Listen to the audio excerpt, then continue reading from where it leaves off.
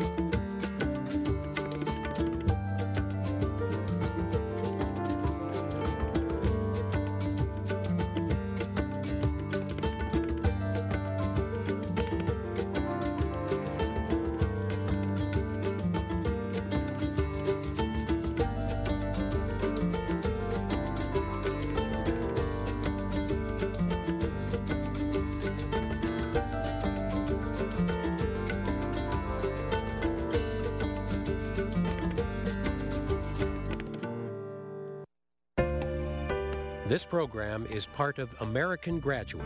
Let's make it happen. A public media initiative made possible by the Corporation for Public Broadcasting.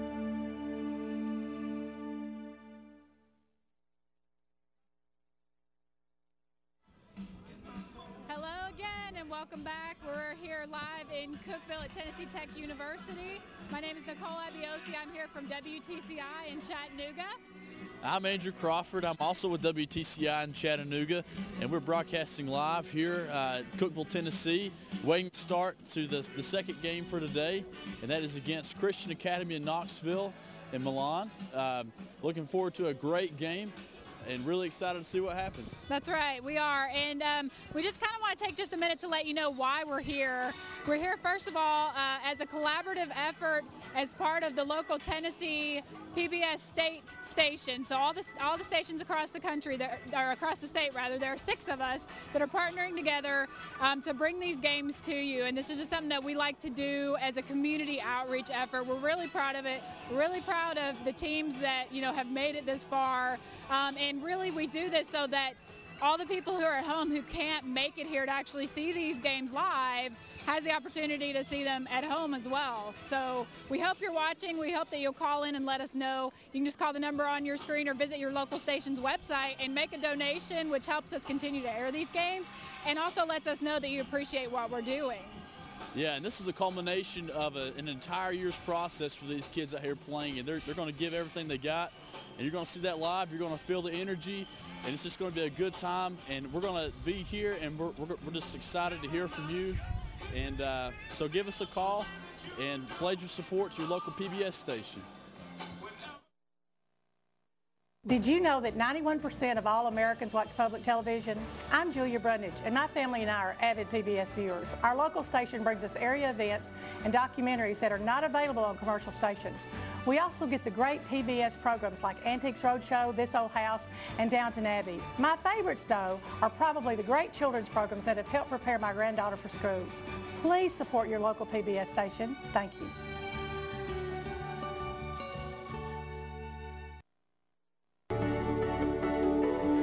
There's Antiques Roadshow, Nature, American Masters, and so much more every week. NPT, happy 50th anniversary. You're the best. I cannot believe NPT has been around almost as long as I have. Happy 50th birthday, NPT. May we celebrate another 50.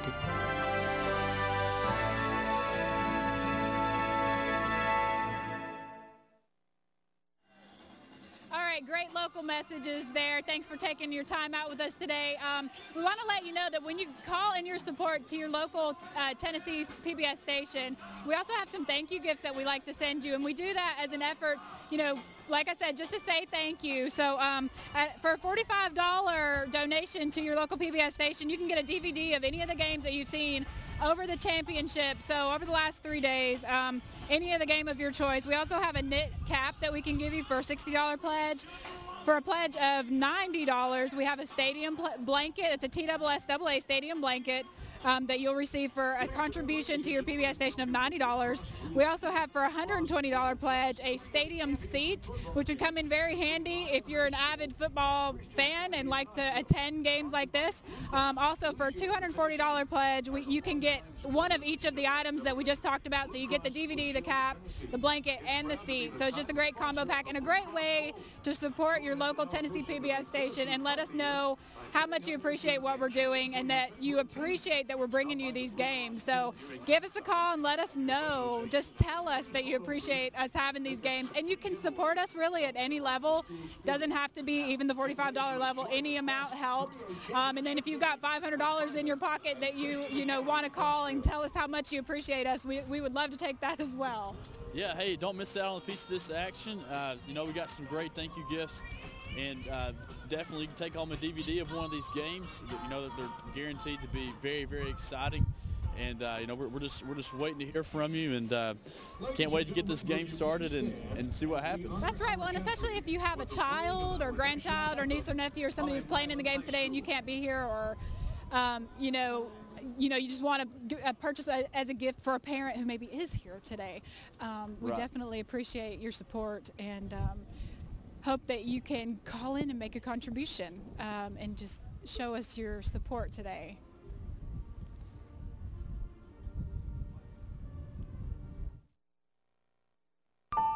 Imagine America's largest stage, dark, or the nation's biggest schoolhouse, empty, or the greatest library of documentary programming, closed forever.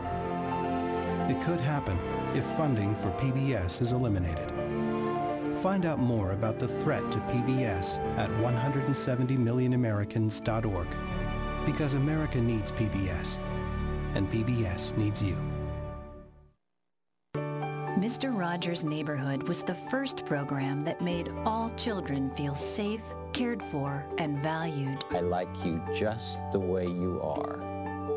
PBS is committed to ensuring his legacy lives on. Hi, neighbor! With programs that open a world of possibilities for every child. Give to your PBS station so together we can create a neighborhood where every child belongs. What makes our state unique? Find out on the new Tennessee Channel, a statewide initiative by your... It's rematch time in Cookeville for the 3A title. The Milan Bulldogs take on defending champ Christian Academy of Knoxville. The BlueCross Bowl next on the TSSAA network.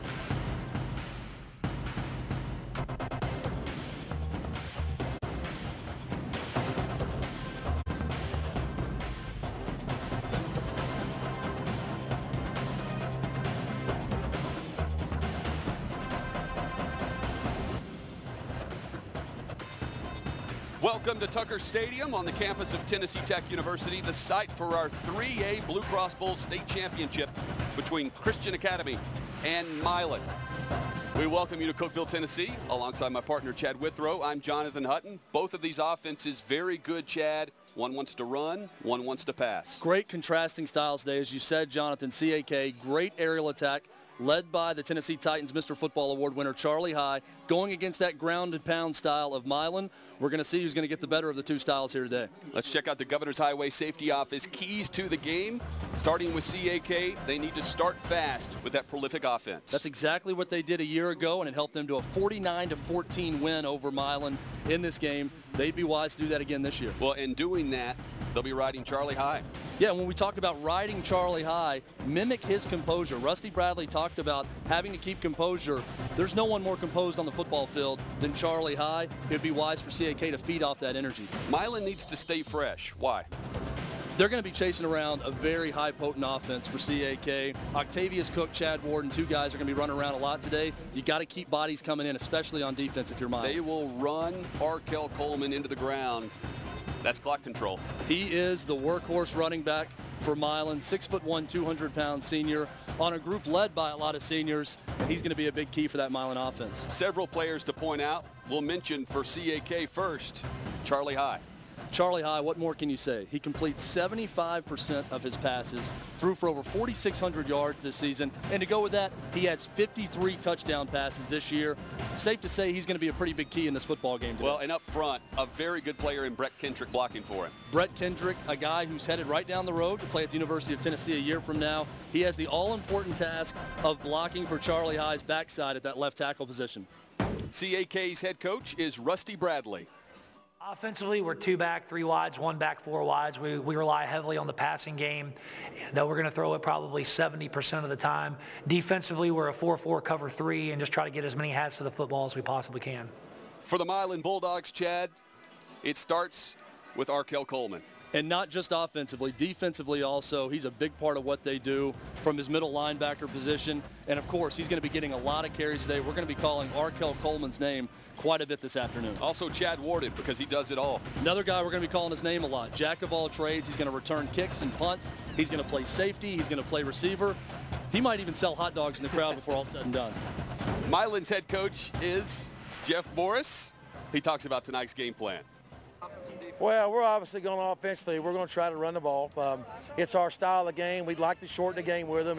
That's no mystery. They're a high-powered offense. And, you know, Charlie High can't throw touchdown passes from the sideline, so we would like to monopolize a little bit. We would throw it some. Defensively, they did a great job, and we got mixed up last year. And they threw the ball over our head numerous times. So we're going to start at least by trying to keep the ball in front of us a little bit better and, you know, try to tackle a little bit better than we do and, you know, see if we can make a game of this.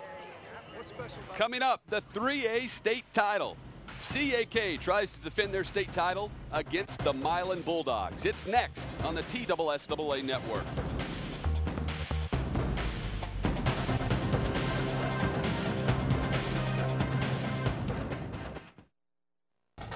The 2012 Blue Cross Bowl is brought to you by Blue Cross Blue Shield of Tennessee, proud corporate sponsor of the TSSAA, and by the Governor's Highway Safety Office, who reminds you don't drink and drive, and by Xfinity, your home for the most live sports, and by Honda, wishing you happy Honda days, and by your local Tennessee public television stations, proud hosts of the 2012 TSSAA Blue Cross Bowl Championships.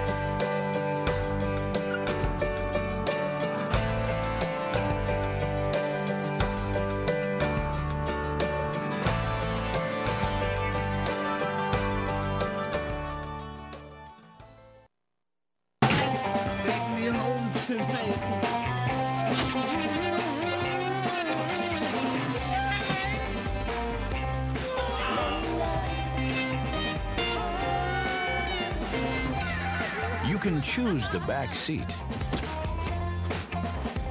or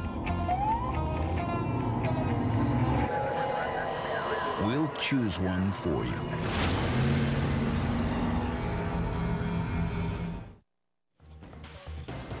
Getting set for our 3A state title. Before kickoff, let's check in with the third member of our crew, Murphy Fair. Hey, Murphy.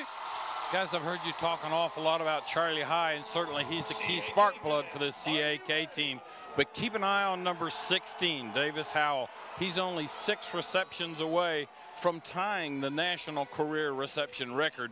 7 receptions today, and we got a new national record holder right here in the state of Tennessee. Ought to be a great game. It should be, Murphy. We appreciate it. We'll be checking in with you throughout tonight's matchup.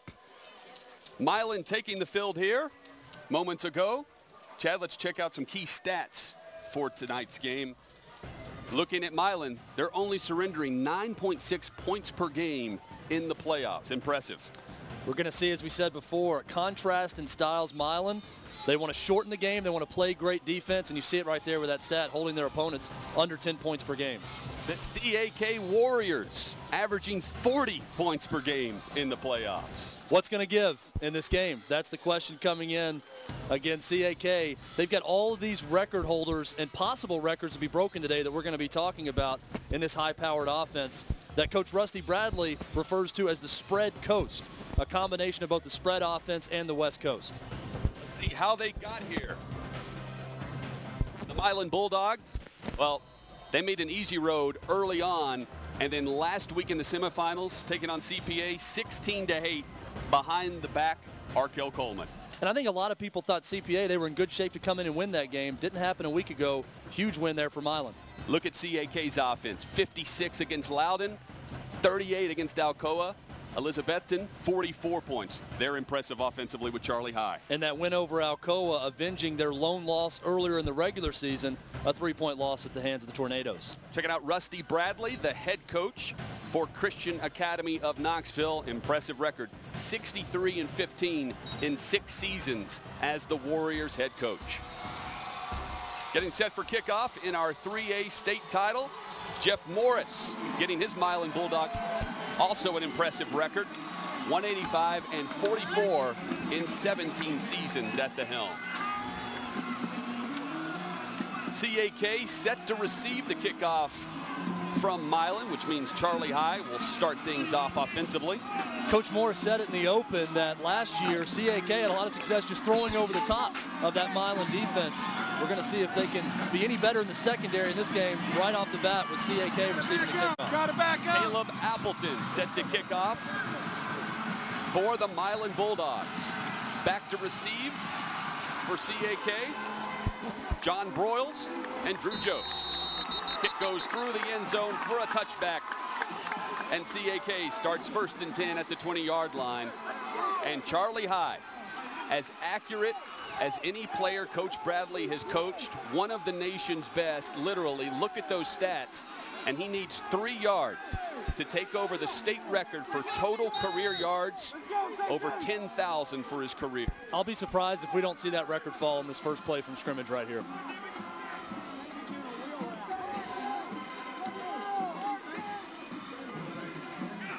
Milan's defense at the helm, a lot of seniors. They go handoff to start things off, and a big gain for CAK with number 25, Josh Smith, 6'1", 195-pound senior. And I was wrong as they go with the handoff there on the first play. Josh Smith, another University of Tennessee commitment, got a lot of speed. He showed some of it right there, getting a nice first down gain for CAK.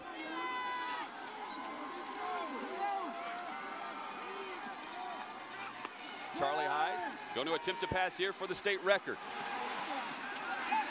Looks over the middle and finds number 18, Reagan Matlock, the fullback, with his 8th reception of the season. Good for 6 yards, and with that pass, he's the all-time career passing leader in the state of Tennessee, 10,525 yards. Great accomplishment there for Charlie High and the CAK offense.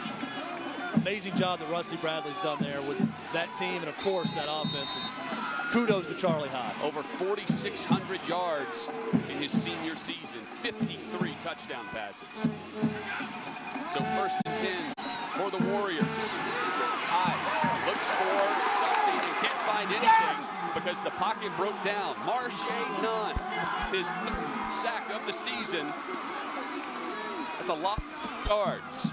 Trevor Milan also in on that play right there. Trevor Milan listed at 5'9", 190, a defensive end. I'm not even sure if he's that big. As Coach Morris said, Kyle Vandenbosch-like motor on this young man. Offensive starters for CAK, we mentioned Charlie High and Reagan Matlock. Drew Jost at tailback, Murchison, Howell, and Smith to watch at wide receiver. They throw to Smith on the outside, and he is dropped. Milan coming out strong. Number 5, Octavius Cook with the stop, his 44th tackle of the season. Loss of 3. Octavius Cook, really a good-looking player there. Defensively for Milan, a big defensive line, and then 2 impressive linebackers in T.J. Bryson and Arkell Coleman.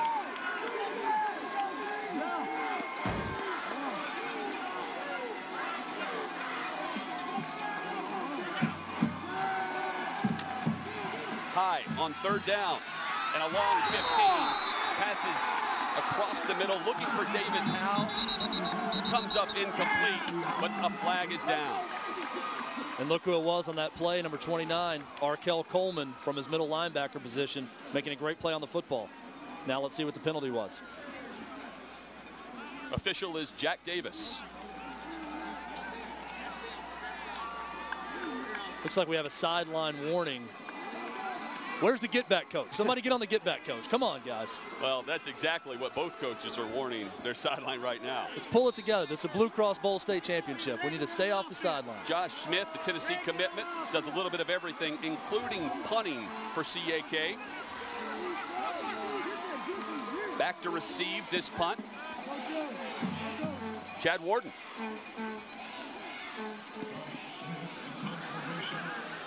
Sideline kick towards out of bounds, and it drops out of bounds around the 40-yard line, and that is where Milan's offense will start. The quarterback is Caleb Powell, 77 of 160 on the year, attempts-wise, over 1,300 yards passing, 12 touchdowns to just 5 interceptions. Needs to play mistake-free, according to his head coach, Jeff Morris, but look to the backfield for most of tonight's action on offense. Arkell Coleman's going to be the guy to watch. He had 47 carries a week ago in their semifinal win over CPA.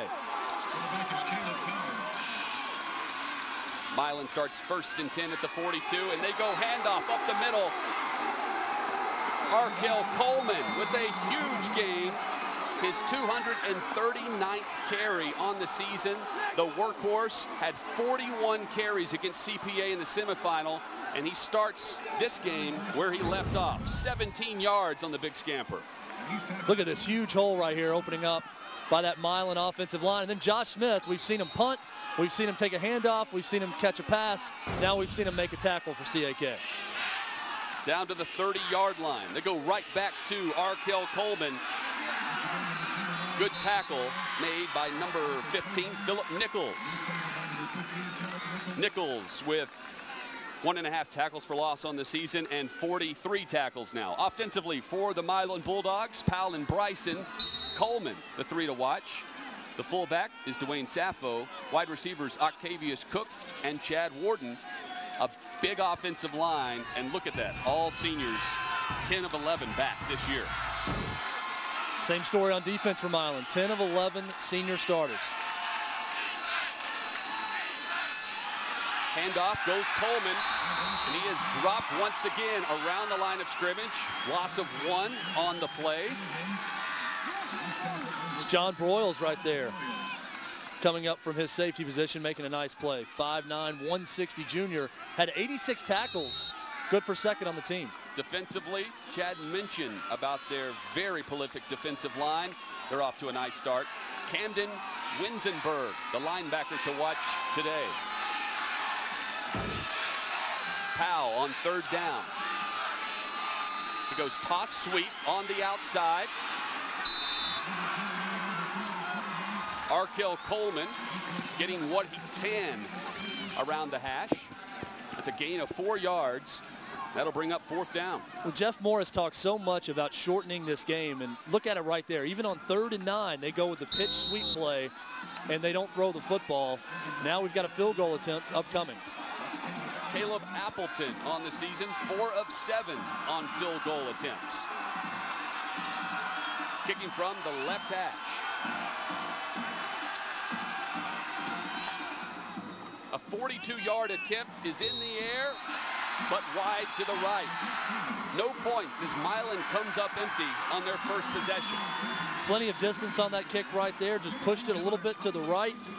And now for Milan, what was a dream start to the game. You get the stop on CAK on their first offensive drive. You take over in great field position. You get a huge run for Arkell Coleman. And then it comes up with no points after that drive. Disappointing for the Milan Bulldogs. And he knew it immediately once it left his foot. CAK will start at the 20-yard line. After the missed attempt, Charlie High back on offense. Fakes the handoff, looking across the middle, instead dumps it down to Davis Howe. His first reception. He needs 5 more to tie a national record of 349 career receptions. Gain of 6 on that one. Impressive 6'1", 186 senior. Great job this year, yards after catch. And 128 receptions just this season alone, 20 touchdowns. Trips to the left for CAK. Milan's defense showing some pressure. So High pulls it down and he can run past the 40, up to the 45, taken down at midfield. Big second down gain for CAK of 25 yards, and the Warriors are on the move. Really an underappreciated part of Charlie High's game as we see it right here. The pocket collapsing around him. Again, look at the composure, doesn't freak out, takes off. A really good scrambler, good runner down the field also. He has 214 rushing yards on the season to go with 4 touchdowns. CAK running the spread coast offense. A mixture of the spread and the West Coast. Different formation there to show. High back to throw, guns it around the 40. Did he make that catch? He did. Davis Howe with his second reception of the day. 20 touchdowns on the year for number 16. Keep marking them off the list for Davis Howe here. Going down low to make a great play. Good protection. Line blocking very well there for Charlie High. Plenty of time. Finds his main man, Davis Howe. Warriors offense, 2nd and 1. They go handoff up the middle to Cody Bailey, who is in because of an injury, starting this state championship game because Corey Rathbone is out. Corey Rathbone rushed for over 1,100 yards, scored 28 touchdowns on the season for CAK, out with a broken ankle. Big loss for the CAK offense. And there you're looking at Cody Bailey, the 5'10", 165 senior. Looks like he's limping off the field. Not a good sign for CAK. The good news is they can really sling it with their quarterback. They go across the middle. 3 consecutive completions now to Davis Howe. Gain of 18 yards for the senior. If you give Charlie High that much time, he is going to find the open man every time. Look at this offensive line doing work right here. Charlie High looking left, looking down the middle, looking right, going back to the middle, finds Davis Howe. That CAK offensive line averages 267 pounds. That's a 54-pound advantage over the average defensive lineman for Milan. 1st and 10 inside the red zone for CAK. This time they go Josh Smith in the shotgun. He's on the keeper, kind of in that wildcat formation. We see the Tennessee commitment there again, finding creative ways to get him involved. He took a handoff. He's caught a pass now. Now he goes at quarterback there with a direct snap, running to the right, but not a lot doing. Great play by that Milan defense. They'll use a mixture of running backs, and for Rusty Bradley, depending on what happens with Cody Bailey, who is back in the game, you may have to go to more of Josh Smith in the run game today. High looking to throw, looks across the middle, finds his man. Touchdown, CAK. Mr. Touchdown, Davis Howe with his 21st of the season. His 4th catch, now 1 away from tying the national record, 16 yards from Charlie High.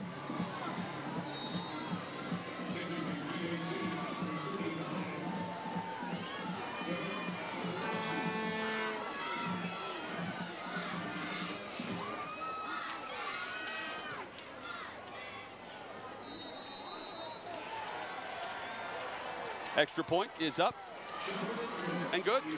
We knew it was going to be a record-breaking day coming in for CAK. Charlie High already getting his yardage to become the passing yardage leader in the state of Tennessee. Davis Howe gets one reception closer to being the national record holder for receptions in his high school career. Did it in style right there on that touchdown catch. Third member of our team today, Murphy Fair on the sidelines. What's up, Murph? Guys, we've heard the phrase all in the family all too often already in these 2 days in Cookeville. But Milan head coach Jeff Morris has a first cousin by the name of Joe Morris.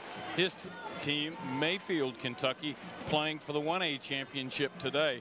They were up 28-0 at intermission over Fairview of Kentucky. Thank you very much, Murphy. 7-0 after CAK's second drive goes for 7. And they'll be kicking off to Milan. You're going to see the response here by Milan. They had that great run by Arkell Coleman to start the game on the first play from scrimmage. Drive stalled after that, missed a field goal, and then CAK didn't waste much time on their second possession, going right down the field and scoring that Davis Howell touchdown. Back to receive the kick from Milan, TJ Bryson. They'll squib it. It's fielded at the 25. He's got some room on the outside. Pushed out of bounds after a nice return on the squib, and Milan is in position. Chad Warden brings it back for Milan.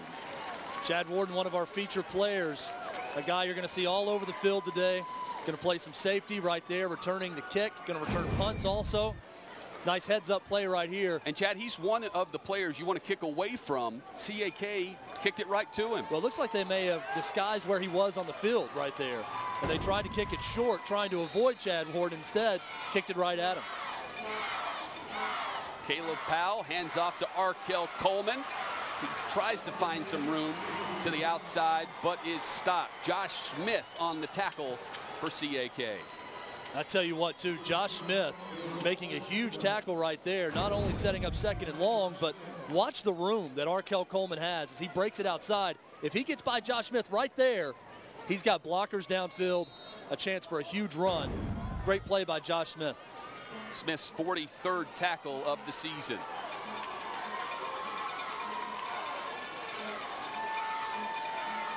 Senior quarterback Powell hands off. Arkell Coleman contacted in the backfield, pushes forward for around a 4-yard gain up to midfield.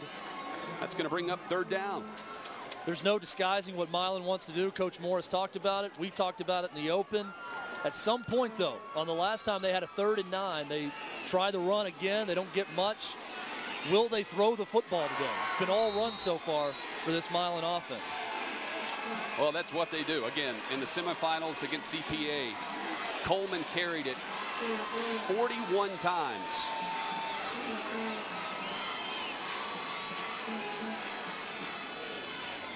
They go Coleman once again. You know he's getting it. The question is, can you stop him? Dives for the marker, flag on the play, and they're saying a fumble is on. CAK says they have it. Referee says, we agree. CAK ball, but let's see what the call is up front. It's going to be a hold on Milan on the offensive line there. That will be declined, and the CAK Warriors should take possession here. Jack Davis, our lead referee. Holding, offense, declined, first down. You know, speaking with Rusty Bradley, he said, hey, the goal coming into the season, as you see the replay here on the fumble, let's see. Oh, he just dropped it, Chad. He said, hey, we don't need to put too much pressure on these seniors to repeat as champions. We just need to be us. Well, Milan certainly giving them plenty of opportunities with the missed field goal and now the turnover. Charlie High, after throwing the touchdown strike to Howell, finds some pressure and goes down for a big loss. Brought down by Trevor Milan, 5'9", 190 pounds. Huge play right there by Milan. His brother, Corliss, a little bit bigger, 285, the defensive tackle. Loss of 18 on the play. Milan needed that, and they got a big play from the playmaker at defensive end, Trevor Milan. His 50th tackle, 2nd sack.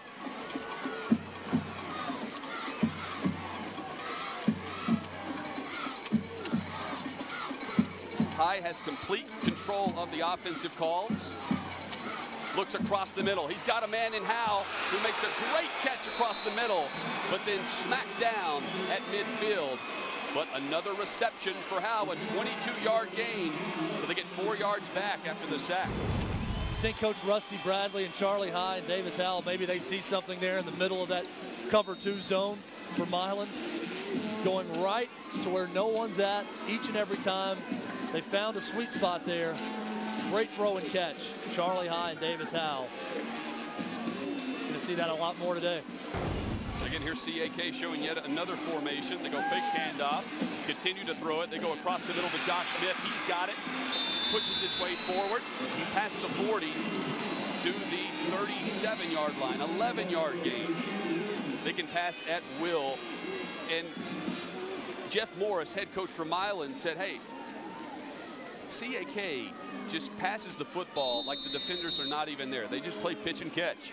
It's unbelievable watching this system and just how precise everyone is with their routes and how accurate Charlie High is as a passer. Great offense. High looking to his left.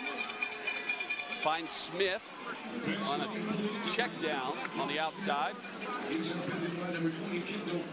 It's a loss of 1. It's amazing how quickly the CAK offense can erase a bad play. They have a sack for a 14-yard loss, 2nd and 24, no problem. They get the first down, the drive continues. They can get big yardage in a hurry. 2nd and 11 for the Warriors. Trying to follow up a 7-play, 80-yard touchdown drive with another. Handoff up the middle, fumble on the play. Who recovered? Or was he down? He was not. Milan gets a turnover on their own. It's big Dalvin Gillespie there. That is huge for the Bulldogs, Jack. Big Dalvin Gillespie there coming up with the fumble recovery. Want to see who made that hit. Huge hit on the CAK running back. And Milan gets that big play they needed. Already down 7-0. Trying to stay alive in this game against this high-powered CAK See offense. the hit. Handoff with the Bailey. That was he big. Just lost it. Devon Andrews there coming Helmet up. right on the football. Great play. To make the hit. Great job by that Milan defense. And see what Milan's offense can do. Will they throw the football on this drive? Jeff Morris said we have to make breaks for ourselves, and we have to capitalize. They do there on a big gainer for the Milan offense. That's number 40, Dwayne Sappho. 2 touchdowns on the season. A 22-yard gain there. Well, they answer my question on the first play. Will they throw the football? You run, you run, you run, you run. You go a little play action pass, and look what happens. Little roll out to the left. Big play to Dwayne Sappho. 38 seconds to play in this first quarter. 7-0 your score. CAK with the lead. Milan trying to capitalize after the big turnover. Powell, handoff. Coleman finds some room and more. Coleman to the 20, 10, 5, pushed out of bounds at the 4-yard line. Mark it at the 3, 41 yards, and Milan in position to strike back. Arkell Coleman may be 200 pounds, 6'1", but he's got a lot of speed. He showed it right there. Maybe the only player on the field in Josh Smith that could catch him on this play, that could match his speed, and he does so.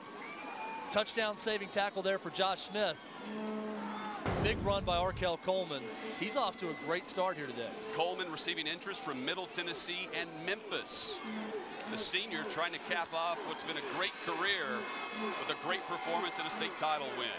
8 carries, 79 yards already for the workhorse. Will he get the ball here? They give it to him. Feed the beast. Flag on the play.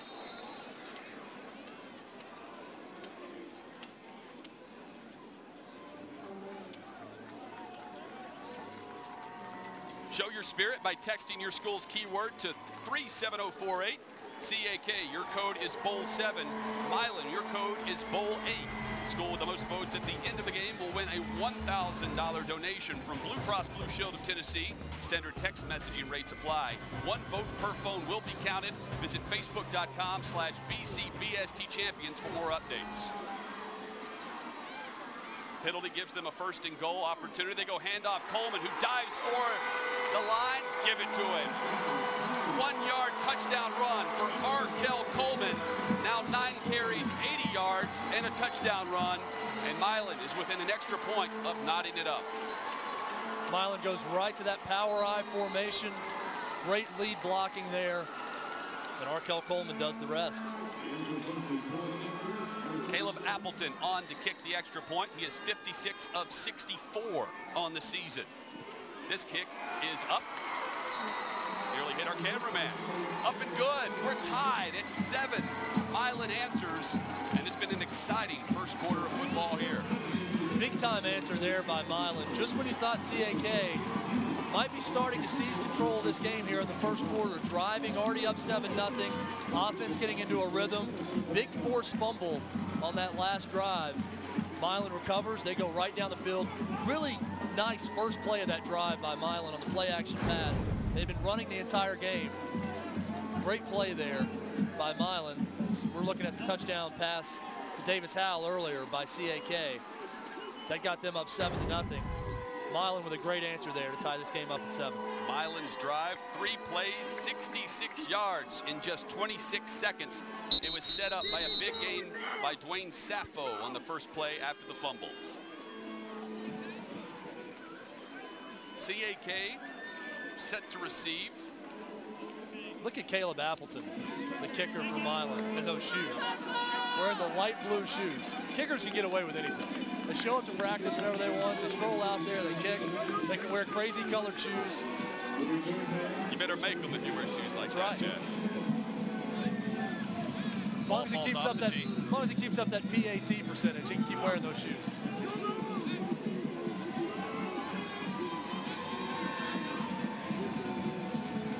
They're moving Josh Smith around on the kickoff returns. He is one of the main guys to watch for CAK.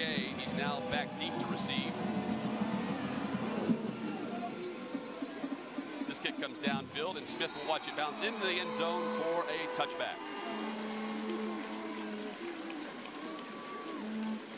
So Rusty Bradley, the head coach for CAK, sending his offense back onto the field following a turnover, giving Milan a chance to go down and score in 3 plays. Assistant coaches for CAK also Jeff Hall, former Vol great kicker. Chris Hawkins, Jarvis Rito, another former Tennessee Volunteer football player. Jay Smith, Roger Toller, and Kevin Winslet.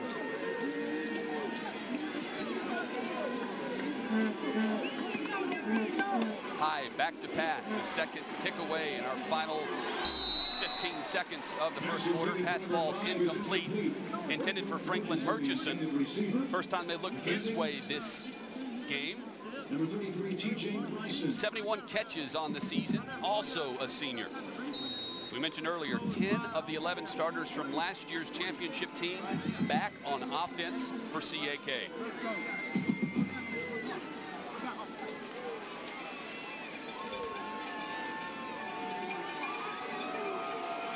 Charlie High looking across the middle, finds number 18, Reagan Matlock, his 2nd reception of the game, 9th of the season for the fullback.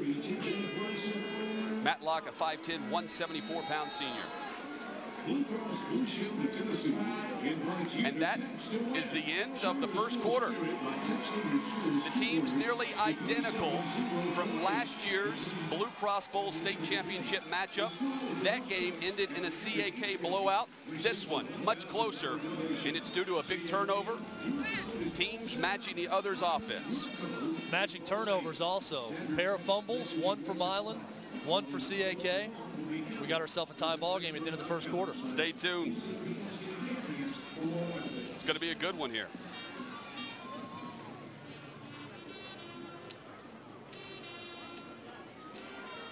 CAK, first-time champs in 2011 out of Knox County. We'll be back right after this. 7-7, the score. CAK and Milan knotted up for the 3A state title.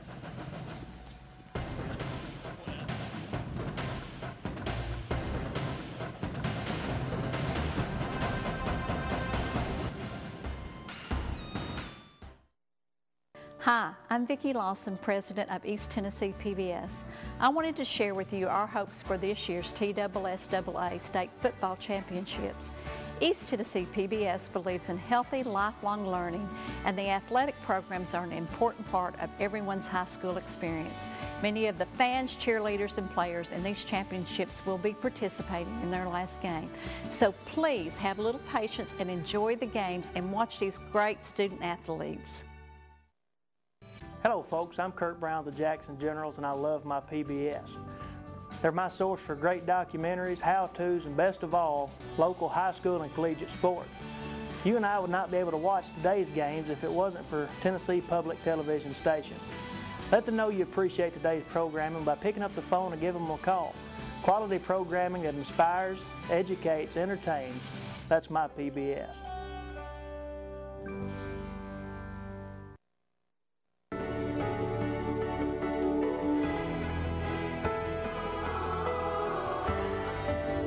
Hi, I'm Rick Steves. There's nothing more beautiful than discovering our wonderful world through the travel, history, and the arts programs here on NPT. Congratulations, NPT, on your 50th anniversary from Rick Steves Europe. You are Nashville's window to the world.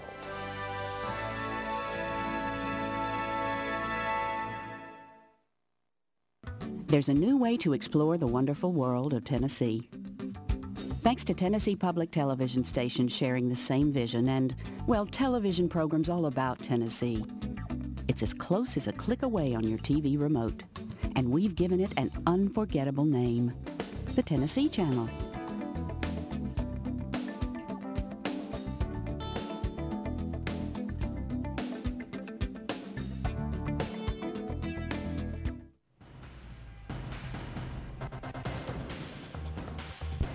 Knotted up at 7 for the 3A state title, CAK and Milan.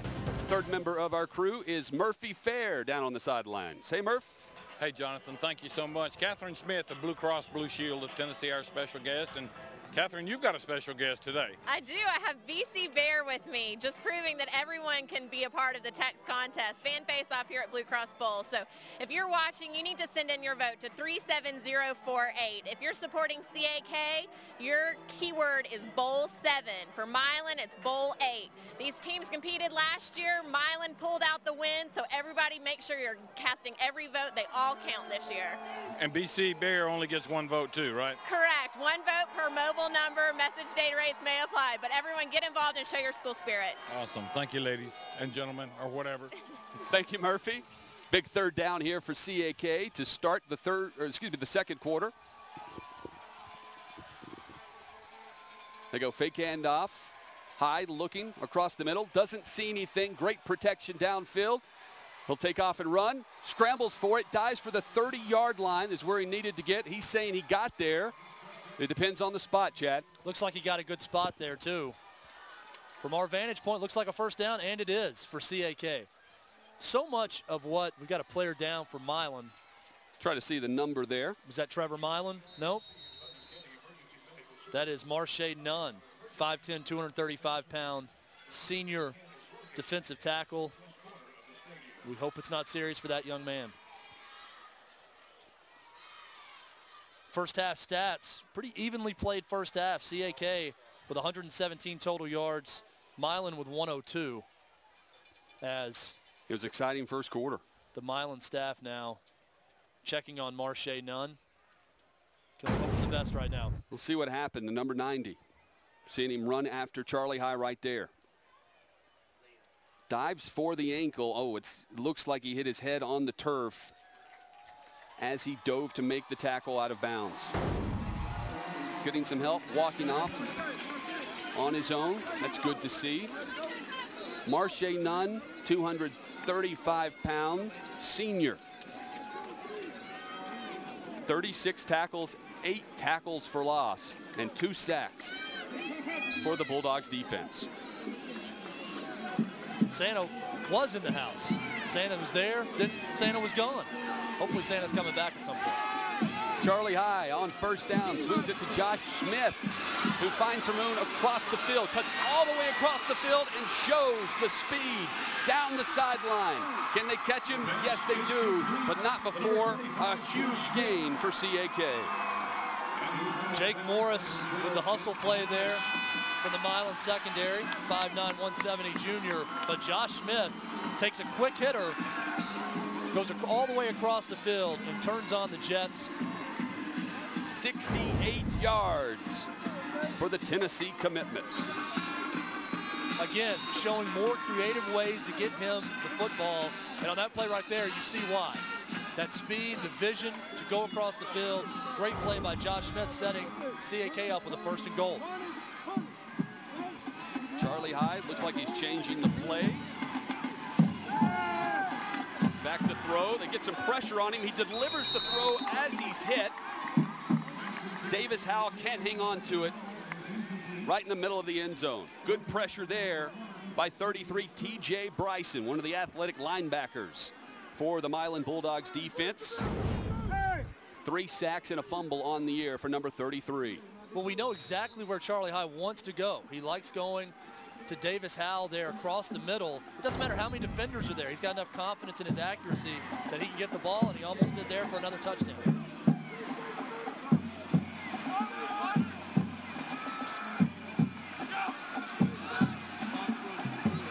Hyde can't find anything he wants to the right, so he looks back to his left. Pass broken up. Number 12 is Jake Morris, but there is a flag down. Looks like Marche Nunn, the defensive tackle for Milan, upset on the play, asking, what did I do? Let's see if the penalty is against Milan.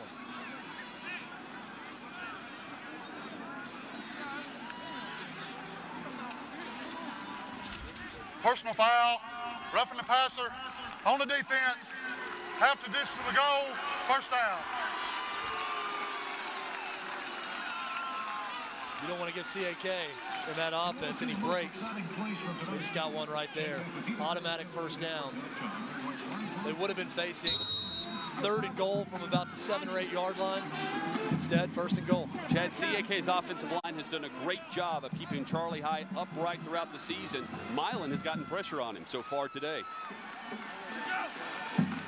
This time they fake the handoff. He rolls to his right to avoid the pressure. Looks back across the middle of the field and finds Franklin Murkinson, 5'11", 149-pound senior for the touchdown. His 15th touchdown grab of the season, 4-yard gain, and it gives CAK a 6-point lead. Extra point pending. Franklin Murkinson had a huge game in that BlueCross Bowl State Championship a year ago for CAK. Gets in on the act here early in the 2nd quarter. Derek Sokolowski on to kick the extra point. The extra point for CAK is up and good. Now 14-7. Warriors over the Bulldogs in what is a rematch for the 2011 BlueCross Bowl 3A championship. Let's go back to the catch. Pass from Charlie Hyde. You're going to see Trevor Milan get pressure there. Charlie Hyde having to throw off his back foot. Doesn't matter. He knows exactly where his receivers are. And that's what so much of this offense is about. Just familiarity, knowing exactly where the other guy's going to be. Rusty Bradley talked about it. Coming back, all these seniors that won a state title a year ago, it was more about capitalizing on their God-given ability, is how he phrased it. And that's exactly what they've been doing all season long. You see kind of a relaxed atmosphere. I think winning that state title a year ago was huge for the CAK program. Coming back this season, it's kind of icing on the cake, and they're playing that way. Getting a look there of Jeff Morris, Milan's head coach, who is as blunt as they come when it comes to coaches dealing with the media. He said they were just flat out embarrassed last year. 49-14 was the final score in the state title game last year. Said when CAK scores, we must respond. They'll get a chance to here. Sokolowski's kick comes downfield. Filled it cleanly off the bounce. Tackled around the 17-yard line. Good pressure there. CAK's drive, 6 plays, 80 yards. Took 1:05 off the clock. Talking about Milan, 20 of 22 starters are seniors for this Milan team. They remember that game a year ago. They know that Coach Morris has been talking about it, how they were embarrassed. Coach Morris even talked about watching the film of that game to try to prepare because so many players returned for both teams from last year's game. Let's see how they respond here now, down a touchdown. Arkell Coleman. Check that. Dwayne Sappho gets the carry. Arkell Coleman has 80 yards in the first quarter.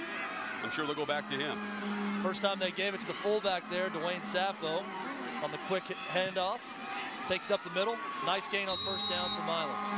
Let's see if Milan can grind some clock. They wanted to control that time of possession. They really haven't been able to do that so far. CAK had the ball for almost 4 more minutes than they did in that first quarter. Caleb Powell fakes the handoff, this time looking down the field. He has a man open, making the grab. Chad Warden finds some room and takes it to the house. Touchdown Milan, and Jeff Morris's team does exactly what the message was all week. Answer when CAK puts up big plays and big yardage, and the Bulldogs do just that. You love it when your Governor's Highway Safety Office key player comes through at a key time, and that's what Chad Warden does right here. Play action fake, fake the give to Arkell Coleman, looking left, looks off the safety, wide open, even a little bit underthrown there. Chad Warden had to slow down a bit, comes back, gets the ball. Nicely executed play there by Milan for the big touchdown. 74 yards as we have an injury on the field.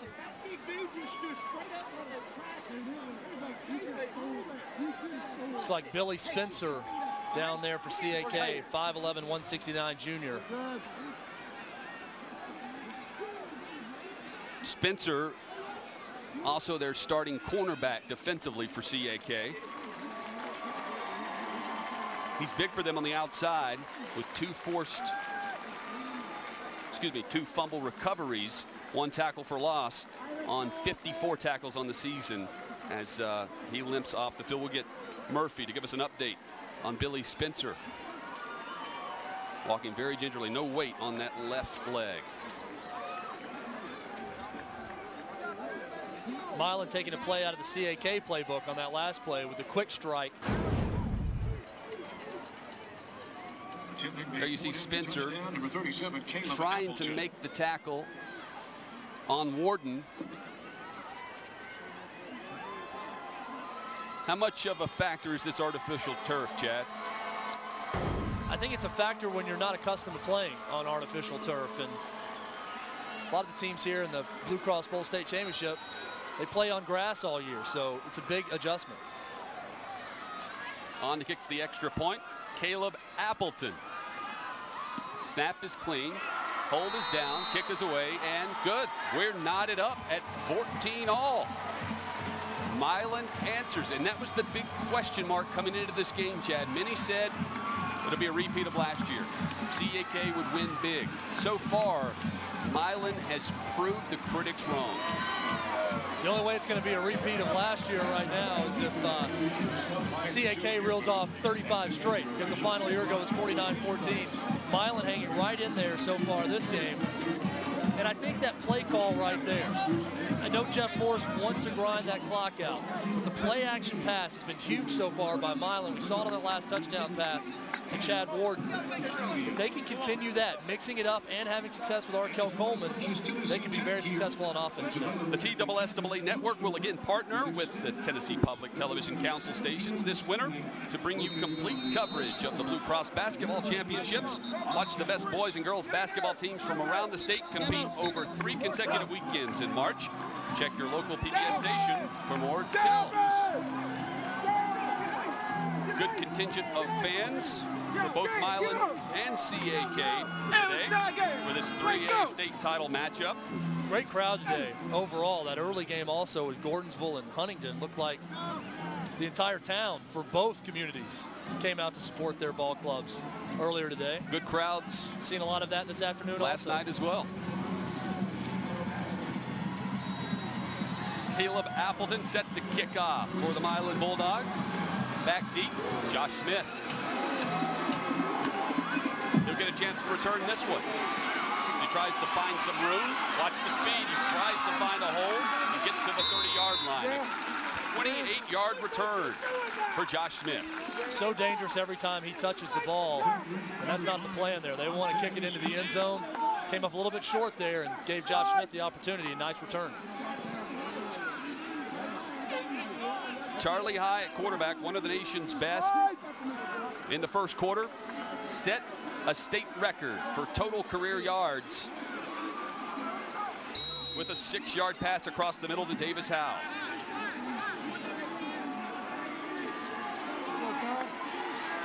And speaking of Charlie High, we hope his uncle, Tim Burchett,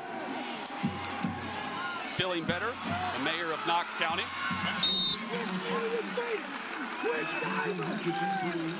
He's at home with pneumonia and is tuned in tonight. Got to be proud of his nephew. His nephew doing just fine right now. We wish the best for Charlie's uncle. Speedy recovery. Nice completion there to Franklin Murchison on the first play of the CAK drive. 8-yard gain, brings up 2nd and 2.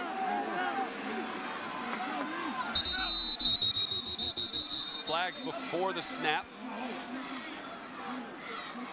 Usually not a good sign for the offense.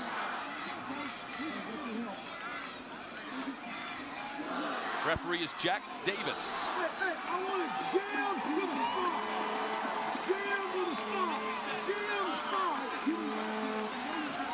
So it is against the offense, and they'll move it back. Today's officials: Jack Davis is your referee, umpire Walter Womack, linesman Jeffrey Cagle, line judge Hugh Gentry, Tim Cooper is your back judge. The electric clock operator is George Falls.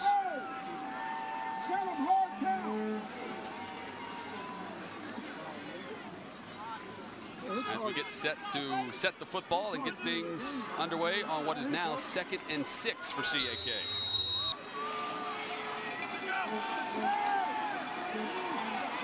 High looking across the middle. Throws into traffic and completes it. An 11-yard gain. Devon Andrews there on the stop. Franklin Murchison getting into the act here. Again, had a huge game in last year's state championship game. Caught the touchdown a little bit earlier.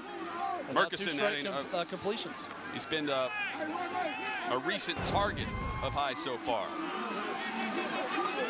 in the second quarter. High giving the hand signals of what he wants to do out to his wide receivers. Here comes pressure though on the outside. He spins away from it, delivers a strike back to Murchison. Right at the stick. Milan coaching staff getting fired up there on the sideline. Just a little bit. It is the state championship. Just a little bit at stake today.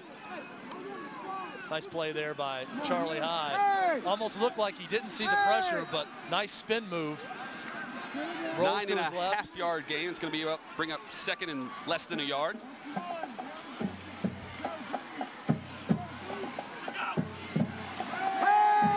They'll throw it on 2nd and less than a yard, and they complete it up the middle for a big gain. Reagan Matlock, no, check that. Davis Howe with his 6th reception. This one for 18 yards, and he is one away from the national record of 349 career receptions. More on that in a moment because they go to him a lot, Chad. Got a feeling he's going to get the ball again this football game.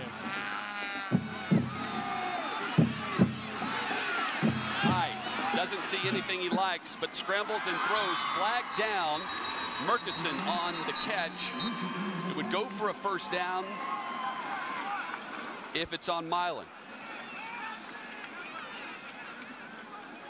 Flag was thrown in the vicinity of the CAK offensive line. Holding. Offense. 10 yards. Still first down. So much of what CAK does on offense when you watch them play is dependent upon great protection up front. Charlie High is outstanding at sitting in the pocket, going through his progression, finding the open receiver. But look at the time that he gets back there also on most plays. That's the 3rd CAK penalty. 3 penalties, 17 yards. And the line judge wants to stop the action momentarily. Looking at Rusty Bradley, the head coach Christian Academy of Knoxville.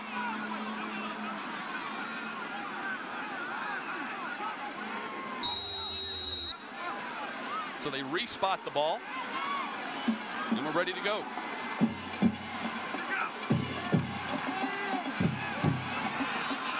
Looking deep down the field, they find a wide open Franklin Murkison. His second touchdown grab of the game on the strike from Charlie High. This one for 44 yards. Once again, that cover 2 defense for Milan. Franklin Murkison is finding the open spot in the zone down the sideline, right in between the corner and the safety. Charlie High looking off his receiver to the left, throws back to the right. Murkison's there. Touchdown CAK. Derek Sokolowski on to kick the extra point. The kick is up right at you in your living room. Up and good. Murkison's season-long reception of 49 yards nearly matched it there. That one went for 44 because they backed it up because of the holding penalty. It seems almost like Charlie High picks and chooses each drive who's going to be his go-to guy. Earlier in the game, it was Davis Howell all the way down the field, rode him right into the end zone. That drive, it was Franklin Murkison right down the field. He was his hot hand the entire drive. I'm thinking with this offense, it's probably not out of the question that Charlie High is that good, that he can pick and choose from drive to drive who's going to throw the football to.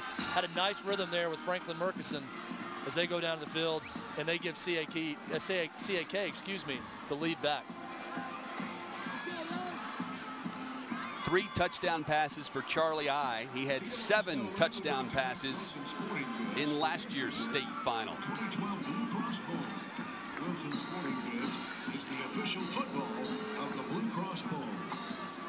TJ Bryson back to receive the kickoff following CAK's 5-play 70-yard drive, capped off by a 44-yard touchdown pass to Franklin Murkison. Nice break for Milan there. Kickoff goes out of bounds, going to set Milan up with excellent field position. So they match CAK's last touchdown drive. We'll see if the Bulldogs offense can do it again. Let's see if they can keep the ball away from CAK's offense. I mean, the last drive they had 2 plays, 83 yards, 53 seconds. That was a key to this game, was to control the time possession. They haven't been able to do that yet. They've had some nice runs with Arkell Coleman, long runs. They haven't been able to grind out the clock with a nice long drive on the ground. Tough balance, too, because you want to keep up.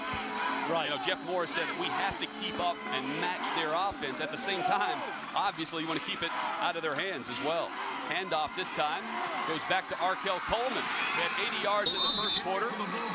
Gets another carry here around the 8-minute mark of the second quarter and goes for a first down.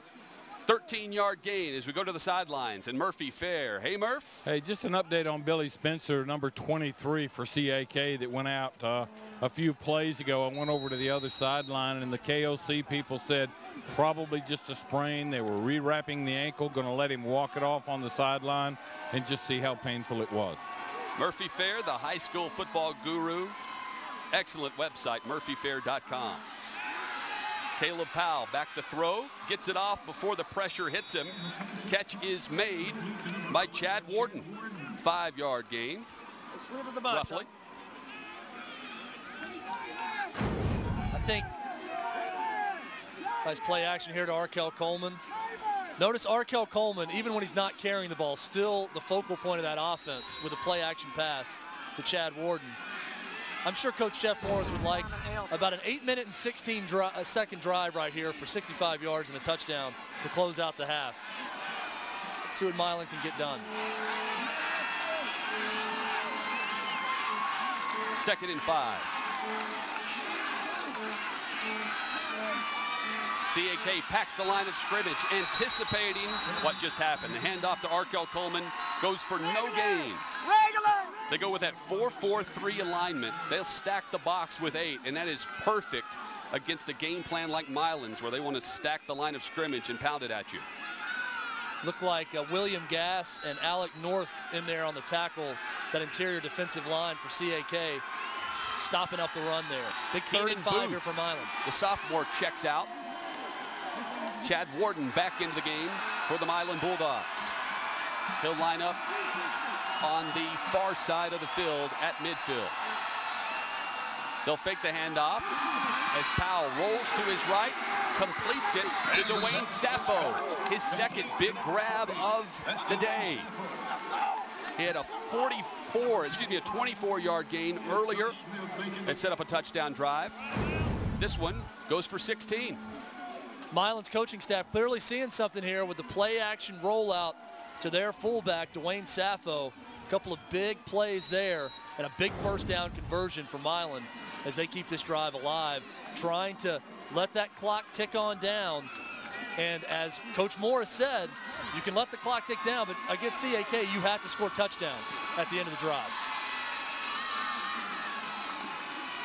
See what they go with here. They go with their bread and butter. Back to the run, but it's stacked up. Good job by CAK getting past the point of attack for no gain. Fake the end around there to TJ Bryson. CAK not fooled. Brett Kendrick, another Tennessee commit, Chad. Big Brett Kendrick there.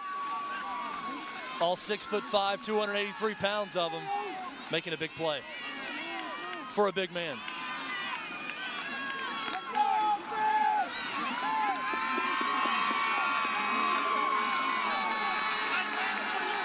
Around 5.5 minutes to play in this first half as whistle blows. Milan asking for a timeout. And it's granted, timeout Milan, as they want to talk things over as the play clock was winding down. Don't want to leave this drive empty-handed.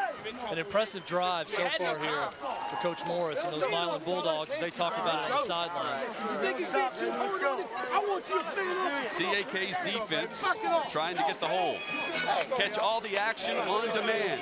Comcast subscribers can watch all 8 of the 2012 Blue Cross Bowl Championships on Xfinity On Demand starting the week after the games. Press the On Demand button on your Comcast remote. Select Get Local and choose Sports, then select High School Sports. Xfinity On Demand, awesome.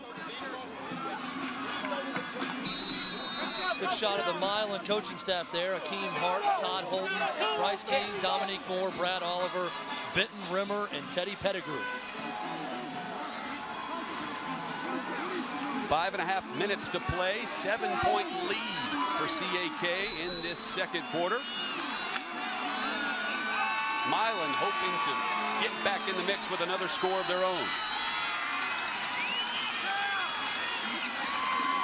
They'll go toss sweep.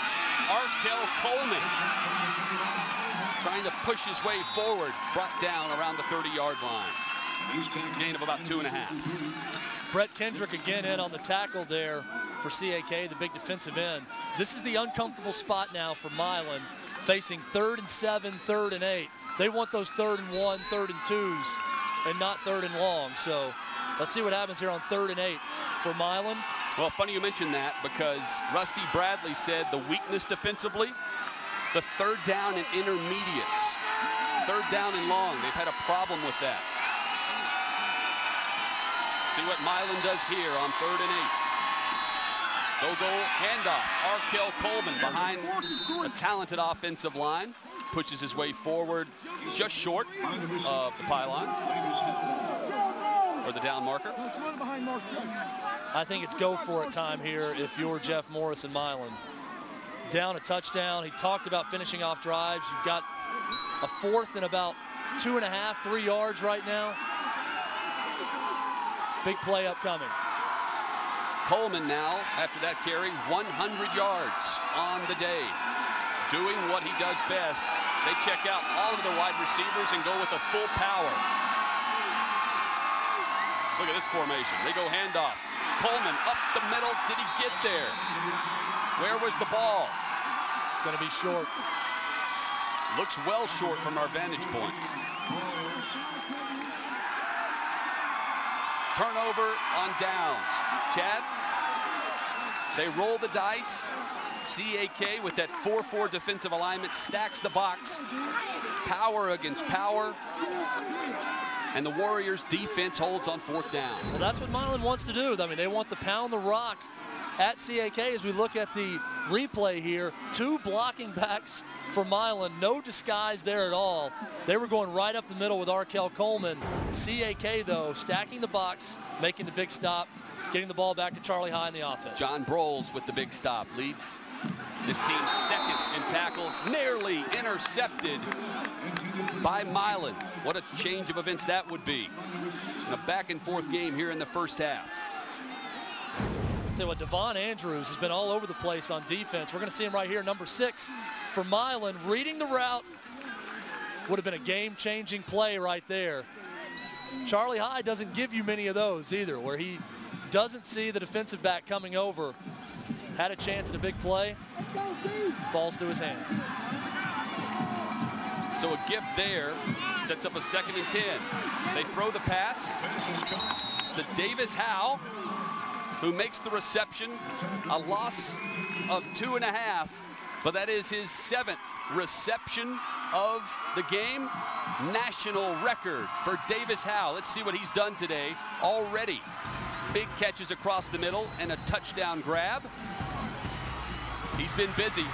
7 receptions gives him the national record for most receptions in a career. Now 349, ties the record. Throw across the middle gives him the record. 350 career catches on that 20-yard gain. Funny story here, Chad. He was 109 receptions away from the record prior to the season. However, Ben Wonderly held the record at 329 from Sherwood Fairview in Ohio. The Ohio High School went back and recounted the receptions and gave Wonderly 20 more receptions prior to the start of the season, so it added to Davis Howe's goal. He sets it here in the state championship. Murkison on the outside gets to around midfield. Tied the record on that short pass, maybe even a loss on the play. Nice to see him. He's going to break the record, a big 20-yard gain on the record-breaking pass to Davis Howe. You're looking at the national record holder for receptions in high school football. Number 16, Davis Howe, broke his thumb against Alcoa in the quarterfinals. Said it was a gruesome injury. Came back, though, in the second half and had 2 touchdown catches. Doctor said he was going to be done for a bit. He said, no way. I'm not sitting out. Charlie High looking downfield, continues to look. Eye set on the end zone. He lets it fly. Catch attempted for and made. Huge touchdown grab, 50 yards to number 6. Whitaker Cunningham making the touchdown grab. His 4th of the season and a big, big play for CAK. How many times have we heard that? Heard it a lot today, and watch this. Charlie High just extending the play, gets a little bit of pressure, rolls to his right, keeps his eyes downfield the entire time. Whitaker Cunningham with his 34th reception of the year, and it's a big one, a CAK touchdown, giving them a 2-score lead here right before half. Extra point is up, nearly blocked. Low extra point attempt, no good. Did they get a hand on that? Looks like they may have. Extra point, no good, so that makes the score 27-14. 2.5 minutes to play in this first half. I'll tell you what, Derek Sokolowski, number 39, the place kicker, 5'11", 218. He looks like a kicker that can lay a wallop on a play. Congratulations to Davis Howe.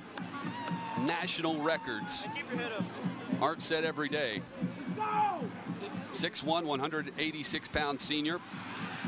Now with 350 career receptions. That leads everybody, not just in Tennessee, but everybody. It's impressive. Incredible story, too, about Ben Wonderly from out of Ohio and how they magically found 20 more receptions for him before the season. Funny how that happens, right? You go back and recount the ballots, so to speak. Making it that much tougher for Davis Howe. No problem, though. He goes ahead and he gets his 349 receptions for his career. And coming into this game, 128 receptions on the season. He's at 135 right now. Incredible career for Davis Howe. CAK's drive, 5 plays, 77 yards, 1.5 minutes off the clock. Cunningham caps it off with a 50-yard touchdown reception. Now 27-14. It comes downfield and through the end zone for a touchback. Milan will start at their own 20. Charlie High, 21 of 25 for 325 yards in this first half. 4 touchdown passes. Impressive. And he's about to almost duplicate what he did last year in this game. Who thought? I noticed a little laugh there when you're going through a stat line, Hutton, and it's impossible not to give a little giggle when talking about Charlie High and his stat line for his career, for the season, for this game. Owns the state record for yards in a season and a career. Handoff goes to Arkell Coleman, who dives forward for the first down.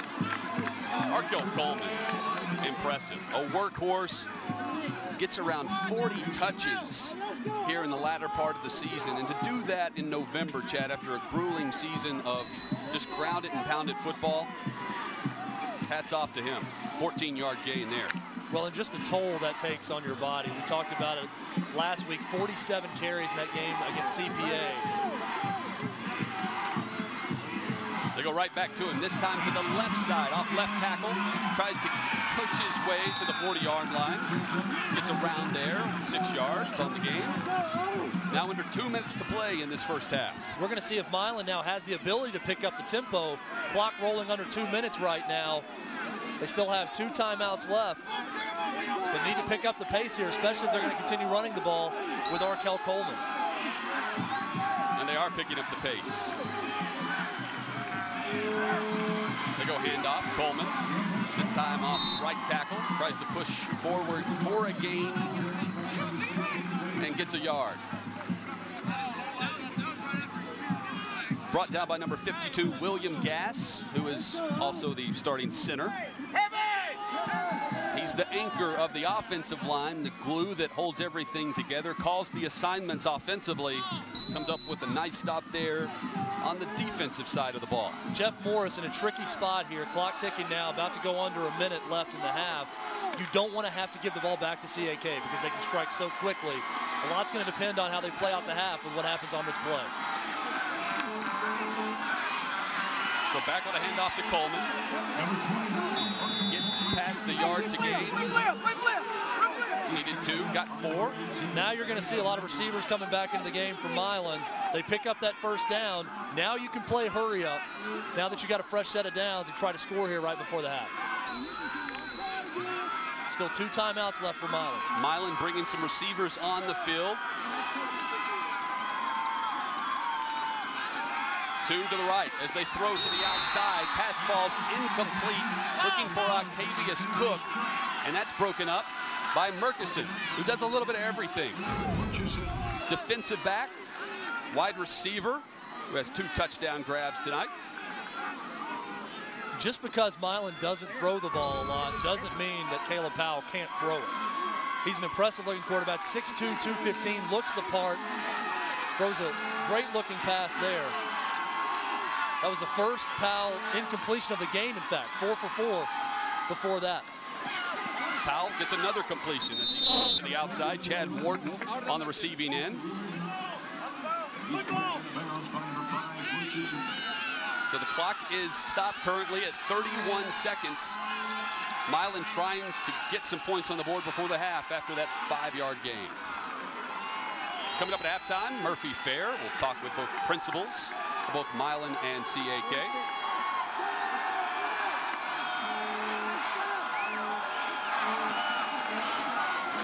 We'll go back to Coleman, tries to find some room on the outside, pushed out of bounds. Clock will stop. He's just short of the first down. Talk about the stat line for Charlie High in the game. Not a bad little stat line for Caleb Powell. 5 for 6 on the game, over 120 yards. Not a bad first half for him, but not throwing the ball a lot for Milan. Sticking to that game plan. Now they've got a big 4th and 2 here with 26 seconds left in the half. You need to pick this up because CAK, they can get in scoring position quickly if they take over on downs right here. Rusty Bradley challenged his defense this week. When it comes to 4th down, Man up and make the stop. This will be the 7th play of the drive coming up. Timeout, Milan. They didn't like what they saw defensively. Want to talk things over before making what is a crucial play on a big drive right before the half. Yeah, and for Milan, not a good timeout there. If you get this first down, it's going to make it that much more difficult to score with only 24 seconds left in the half. Antiques Roadshow, real people sharing real stories with real experts, one treasure at a time. Don't miss the all-new season of Antiques Roadshow on this PBS station.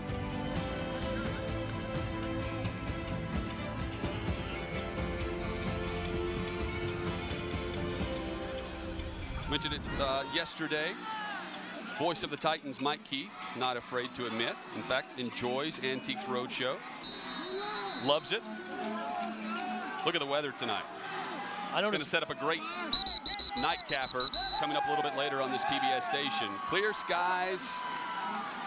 Beautiful day in Cookeville. Temperature in the 60s tomorrow. Chad, you scared me coming up here. You said, hey, it's going to rain. Did you bring a poncho? Well, I noticed Murphy is still going with a hat down there. It's not even cold outside. Murphy's going with a hat. Fans of all ages here in Cookeville. What has been a fantastic start to the BlueCross Bowl once again here at Tennessee Tech. Flag on the play as the handoff goes to the outside. Arkell Coleman gets the first down on 4th down. But indications are it's going against Milan. In the area of holding right there. I think if you're Milan at this point. Motion on the offense, 5 yards, replay 5th. Legal motion, 4th and 7 now. Man, that's just a killer because you call the timeout, you talk things over, and then a penalty on your 4th and 2. And now it looks as though they'll punt it away. That's the 2nd Milan penalty. 2 penalties, 14 yards in the first half. Some Milan fans not thrilled with the decision to punt, but this is absolutely the right decision for Coach Morris right now. Brent Hopper back to punt. Smith set to receive. He's going to get a chance. He's going to let it bounce. And it bounces a great Milan bounce inside the 5, around the 2 is where it's going to be touchdown. A 48-yard punt for Brent Hopper, who averages 38 throughout the season. And for Milan, it looks like you avoid disaster in the half. Not getting that 4th down conversion there, giving the ball back to CAK and a chance to score again. And a punt right there that looked like Josh Smith was going to have a chance to return it. Could have also been very bad for Milan, but nice punt on the play there by Brent Hopper backing up CAK. And let's see if the Warriors decide just to take this one into the half. Well, Chad, with 3 seconds to go in the half, we just saw our first punt of the game. Both offenses moving the football. I don't think we'll see many punts in the second half either. They just kneel it out. Charlie High goes forward for a small gain, and the clock runs out. Exciting first half, full of explosive plays. CAK looking to defend their state title in 3A. They're doing a nice job so far. 27-14, CAK over Milan. Impressive so far, Chad. Impressive showing from Charlie High and that CAK offense. Let's go to the field and Murphy Fair. Hey, Murphy. Hey, guys, thanks very much. Rusty Bradley, the head coach at CAK. Rusty in a pretty good position, but watching you on the sideline the last three minutes, it looks like the end of the ball game and you're down by 1. You know, we've got to get a stop every time we're on defense, and so every time they have the ball, we know that we've got to get a stop to try to break serve a little bit. So holding them on downs there late and then us getting that touchdown to stretch this to a 2-score game was pretty big. And with them getting the ball to start the second half, I wanted to get a stop there at the end of the first half. So obviously defensive adjustments probably key on your mind right now. No question. We've still got to figure out a way to eliminate the big plays and tackle their tailback, but our guys are playing so hard, and that's all I can ask of them. All right, thanks, Rusty. Good luck in the second half.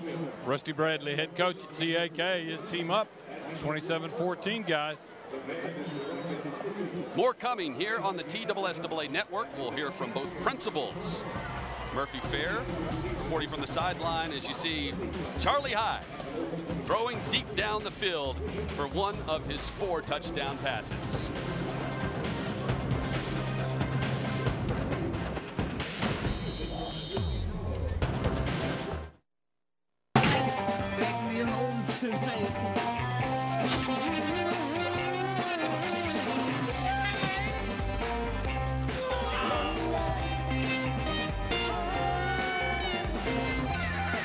can choose the back seat, or we'll choose one for you.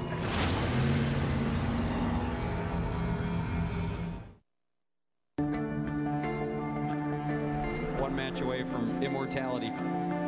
This is a total team effort.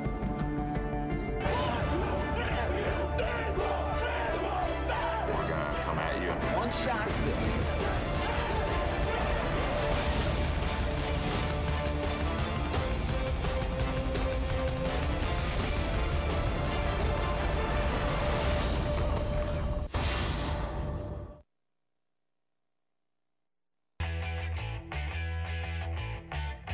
Want to know what it feels like watching sports on Xfinity from Comcast? It's like having a front row seat to all the action. What is this? The biggest hits, catches, home runs, and touchdowns. The moment they happen. When you have the most live sports, the best seat in the house is in your house. Banking is easier with Regions Checking because our text and mobile banking lets you manage your accounts anytime on any device. You can get alerts, transfer funds, and with mobile banking, pay bills from anywhere. So now, whether you're here, or here, you can always be here with a simpler way to bank and a simpler way to get where you want to go. I know that guy. Weird. CAK with a 27-14 lead over Milan at the half. Murphy Fair on the sidelines with a very happy principal from Christian Academy of Knoxville. Hey, Murphy.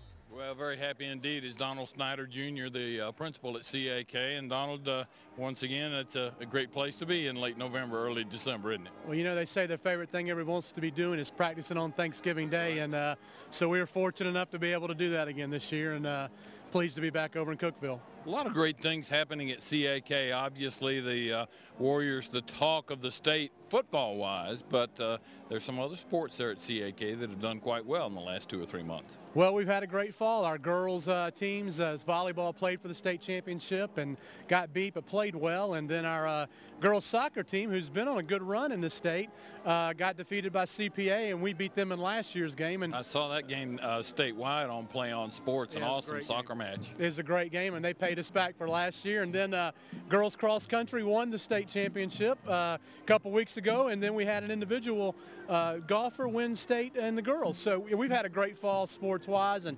academically we've had a great fall semester. And then with our office, our fine arts, you know, we just real pleased with all our student athletes. It's all part of the well-rounded education, and certainly athletics are a very important part, but so are academics. And as I like to tell everyone, there's room for both.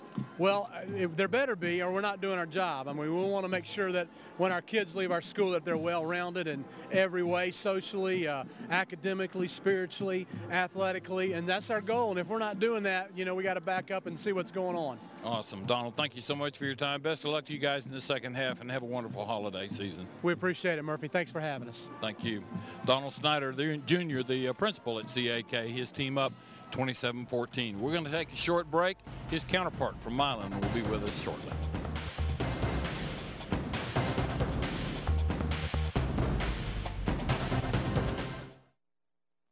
Volunteering is so important because it's all about teamwork.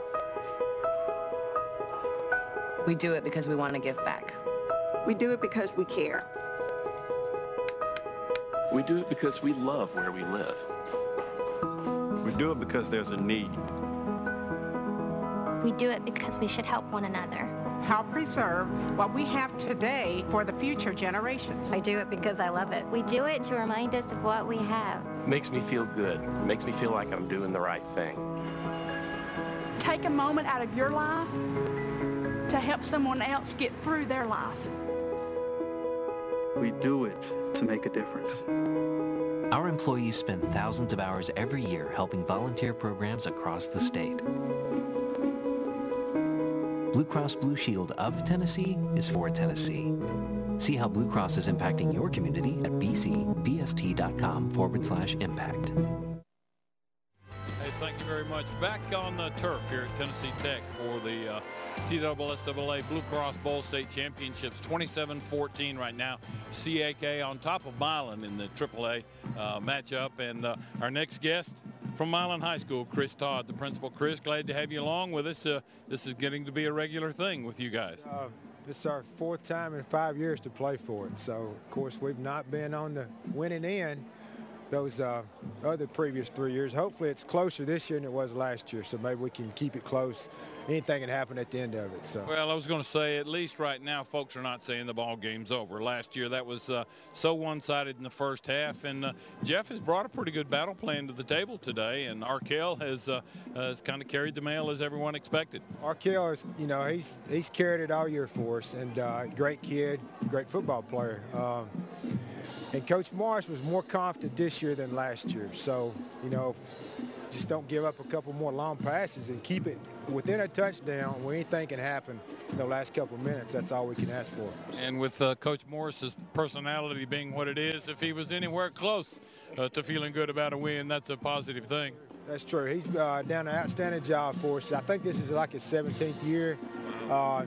Great teacher in the classroom, great football coach. You cannot, you know, dispute his results. I'm glad you mentioned that, because so many people out there think football coaches are just that, football coaches, and they're hired first as teachers, as we all know, and glad to hear that he does such a great job in the classroom as well. He does a great job in the classroom. Our school district, I didn't know if you knew this or not, Murphy, but we were one of 21 this year that were declared exemplary by the Commissioner of Education this year. So besides our football, we've got a lot of good things going on in Milan. Awesome. Chris, thanks for your time. Good luck to you guys in the second half as well. Appreciate it. Thank you.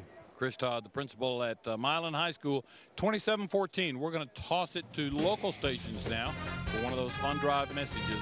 This is the Blue Cross Bowl on public television.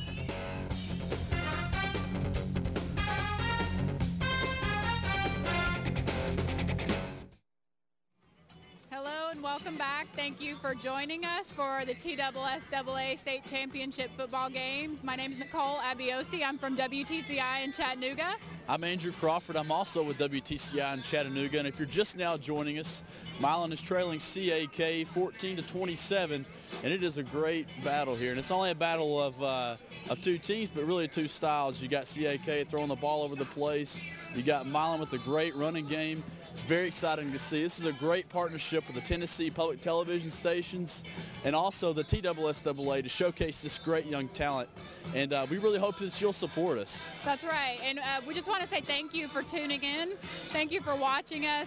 We hope that you support your local PBS station. If you don't, we hope that if you're enjoying these games and if you're able to watch them from home because you couldn't make it here today, we hope that you'll call us and make a pledge of support. You can call the number right there on your screen or go to your local Tennessee State PBS station's website and make a contribution there. And that really just lets us know that you appreciate what we're doing and that you're happy that we're bringing these games to you. This is a statewide partnership effort with the TSSAA and Tennessee State PBS stations, and we're happy to do this, but it costs money and we can't do it for free. So every dollar helps. Every donation that you can make to us does help. So give us a call, and we're waiting to hear from you.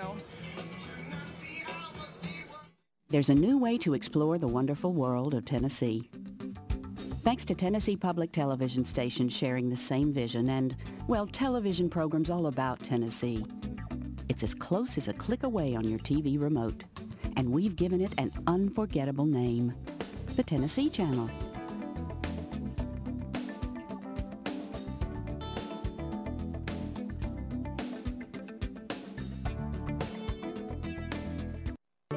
Mr. Rogers' Neighborhood was the first program that made all children feel safe, cared for, and valued. I like you just the way you are. PBS is committed to ensuring his legacy lives on. Hi, neighbor. With programs that open a world of possibilities for every child. Give to your PBS station so together we can create a neighborhood where every child belongs. Thank you for coming back. And again, like we were talking about right before that little break, when you give to us, when you make a donation, it really lets us know how much you want us to continue these games. We we also have some thank you gifts that we'd like to tell you about, and I'm going to let Andrew tell you a little bit more about those. That's right. If you call and you pledge right now, you can get a piece of the action. For $45, you can take home a DVD of your choice. That's any game that you see tonight or tomorrow or that aired yesterday. And also, if you call, there's $60. If you pledge $60, you get a TSSAA knit hat that you can wear for $90. We have a stadium blanket that you can use on a cold night like tonight when you're watching football. If you pledge at the $120 level, we have a stadium seat that you can use at your local high school whenever you're going to watch a game, and it's really sharp. For $240, we have a TSSAA combo package, and you get one of all the items, so it's a combo pack.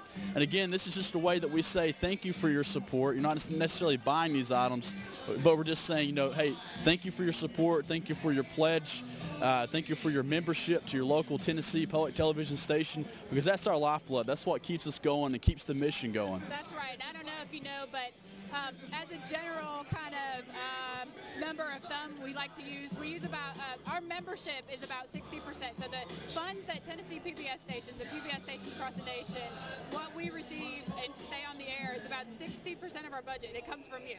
So, you know, become a member if you're not already. If you are, consider renewing your membership to keep these games on the air. This is a great partnership that we have. We want to keep it alive. We want to keep it going.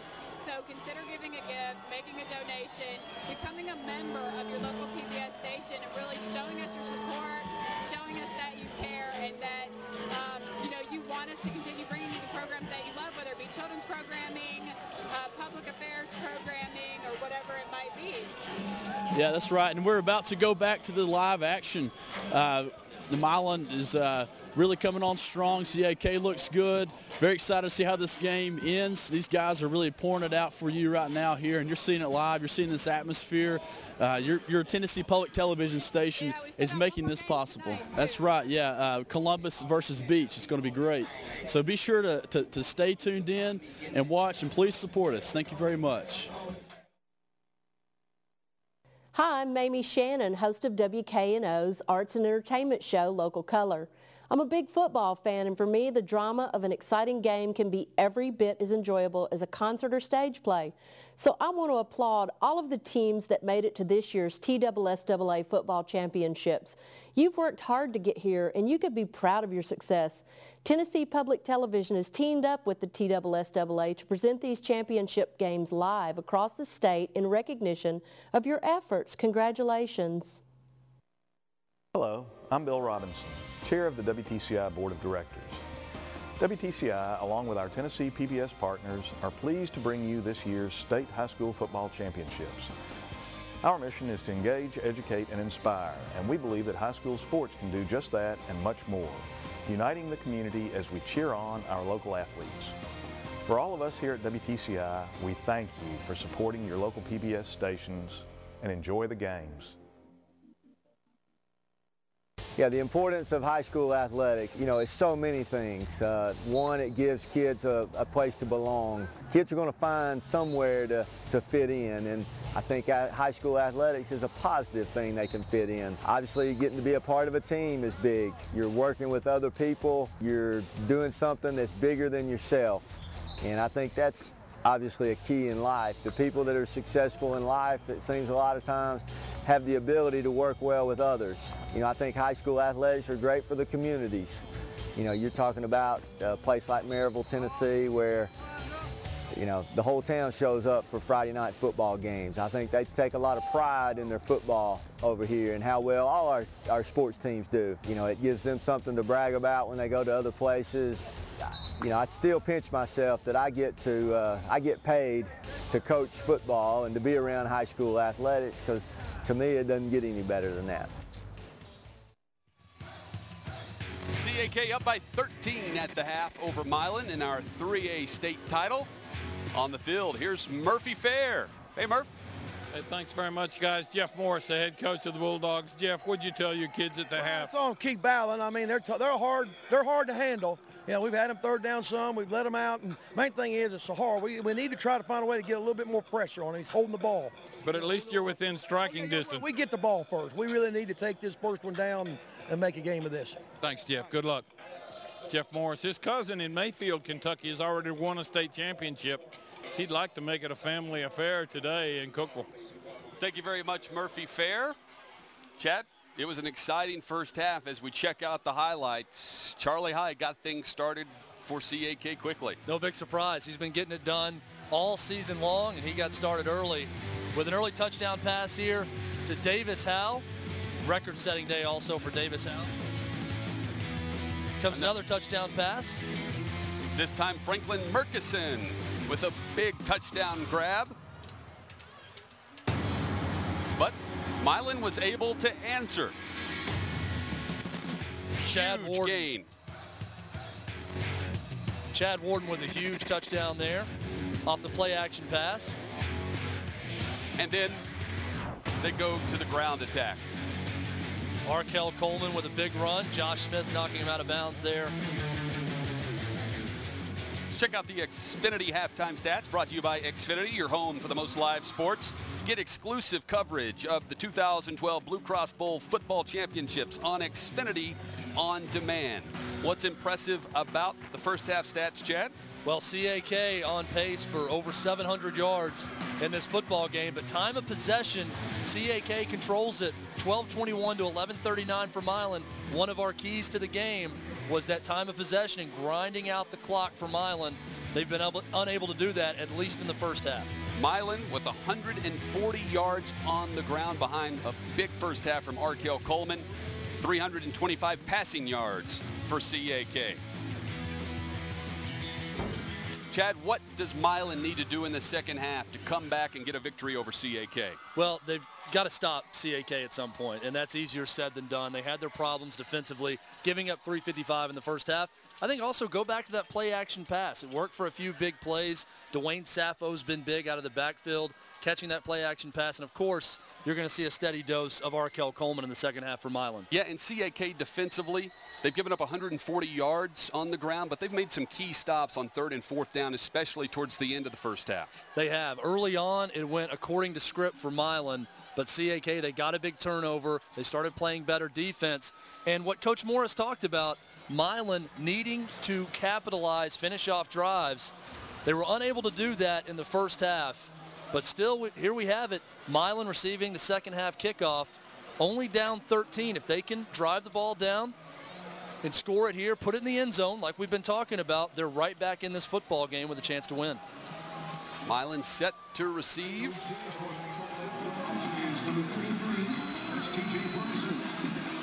TJ Bryson back to receive the kick from Whitaker.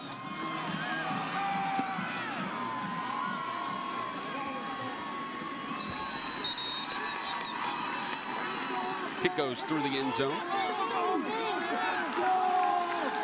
And Milan will take over at the 20-yard line. Need to start quickly if you're the Milan Bulldogs.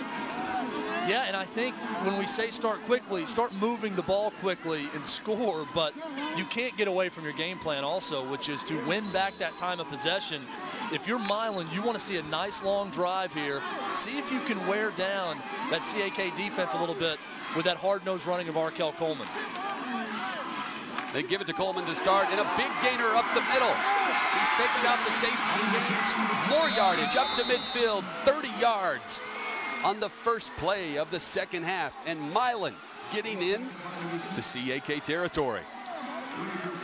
Check out the left guard block here, Chad.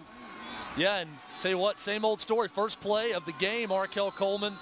First play for Milan at least, huge run. First play of the second half for Milan offensively, Arkell Coleman getting a great block there from Greg Luter, the right tackle. And the Milan Bulldogs in business. Rolling to the outside, making a rare pass attempt so far in this game. Pass falls incomplete. But we've seen that play work for Milan so far. The play action, trying to get it out to Dwayne Saffo, their fullback. Not able Fans excited here at Tucker Stadium.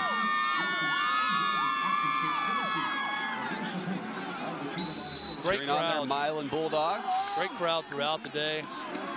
Everyone's still pumped up to watch what should be a competitive second half of football Caleb Powell under center, bobbles the snap, picks it up, gets a lucky hop, scrambles to try to make something out of nothing and can't. And CAK give it a gift. Big loss for Milan. And for Caleb Powell, I think, and understandably so, freaked out a little bit after he fumbled the snap. Loss of 10 on the play, but all he has to do is throw the ball away. He's out of the pocket, and he, I guess, just thinks that he has to run the ball after the fumbled snap. If he throws that football away, saves 10 yards there for Milan. Now they're in a spot they definitely don't want to be in, facing third and very long. Third and very long. They haven't thrown the ball a whole lot, but when they have, they had big chunks in the first half. They'll need that here to pick up the first. Powell looks to the outside. It's intercepted, picked off, and CAK, after the 10-yard loss, gets the interception. Whitaker Cunningham, the 5'11 junior, coming up with a big play off the deflection, off the Milan receiver there. His first interception of the season for Whitaker Cunningham, and CAK will start their first drive of the second half in Milan territory. Ball thrown a little bit high there for Octavius Cook. Tries to make the play, but deflects it right to Whitaker Cunningham. Charlie High starts the second half with a pass attempted to Josh Smith, who bobbled it. Lucky that wasn't picked out of the air. That just shows you about the game of breaks in this football game right now. The play before, exact same circumstances, except CAK ends up with the big interception. Josh Smith right there off his hands, batted up in the air. Milan with an opportunity, but it falls harmlessly to the ground. So CAK on their first possession of the second half. It's their first drive that has started in Milan territory. They'll throw to Smith once again, who tries to turn it upfield. High to Smith. We've called that quite a bit tonight. Another quick hitter there to Josh Smith. They like that screen pass. Getting his speed, turning upfield. Nice tackle there by Milan. That could have been a huge play for CAK.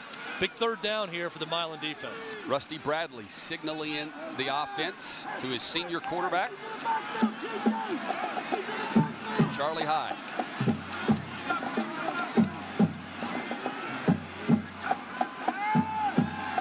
He'll take the snap on third down. Scrambles to his right. Sees the down marker. Speeds up. Takes off. And he is stopped just short. Gain of 5 yards. That's going to bring up fourth down and a yard. Offense seems as though it's staying on the field. Markel Coleman with a nice play there from his linebacker position for Milan, coming up and forcing Charlie High out of bounds, a yard short of the sticks. Can Milan's defense get a stop? 4th and 1. High, handoff. Goes to number 24, Cody Bailey. Easy on the carry. He needed 1, he got 5. Cody Bailey, as we mentioned to start the game, starting this game in for Corey Rathbone. It's hard to overstate just how big of a loss Corey Rathbone is to CAK in the backfield. We're talking about a kid who has rushed for over 1,100 yards this season, more than double what the rest of this team has done combined on the ground this season. Great block by William Gass, the center on that play. High throws to the outside. Murkison with the reception. 2 touchdowns in the first half of number 5. He's pushed out of bounds at the 31-yard line. There's Corey Rathbone. On crutches. Unfortunate he can't be out there on the field with his teammates today, but getting to cheer him on from the sideline. He's been responsible for 29 CAK touchdowns this season. Pretty decent blocker as well for Charlie High. Said it's going to be tough to not be on the field tonight. Pass down the field to Davis Howell, who gets the reception and then some. Fights his way inside the 10-yard line down to the 6 as the senior with a 23-yard gain who set the national record for receptions in the first half. Charlie High once again, when all around him is chaotic, pocket closing in, he remains calm and throws an absolute dart to Davis Howe for the big completion of 23 yards. Charlie High with 4 first-half touchdowns. He fakes the handoff, throws across his body, back to the middle of the field, but the pass falls incomplete. Looking for his 5th touchdown completion. Would have been Howell's 2nd grab of the night in the end zone. Davis Howe on that play, motioning to Charlie High to get the ball up, throw a little bit higher. If I were Davis Howe, I probably wouldn't be telling Charlie High what to do right now. He's been pretty good to him Yes. so far this season.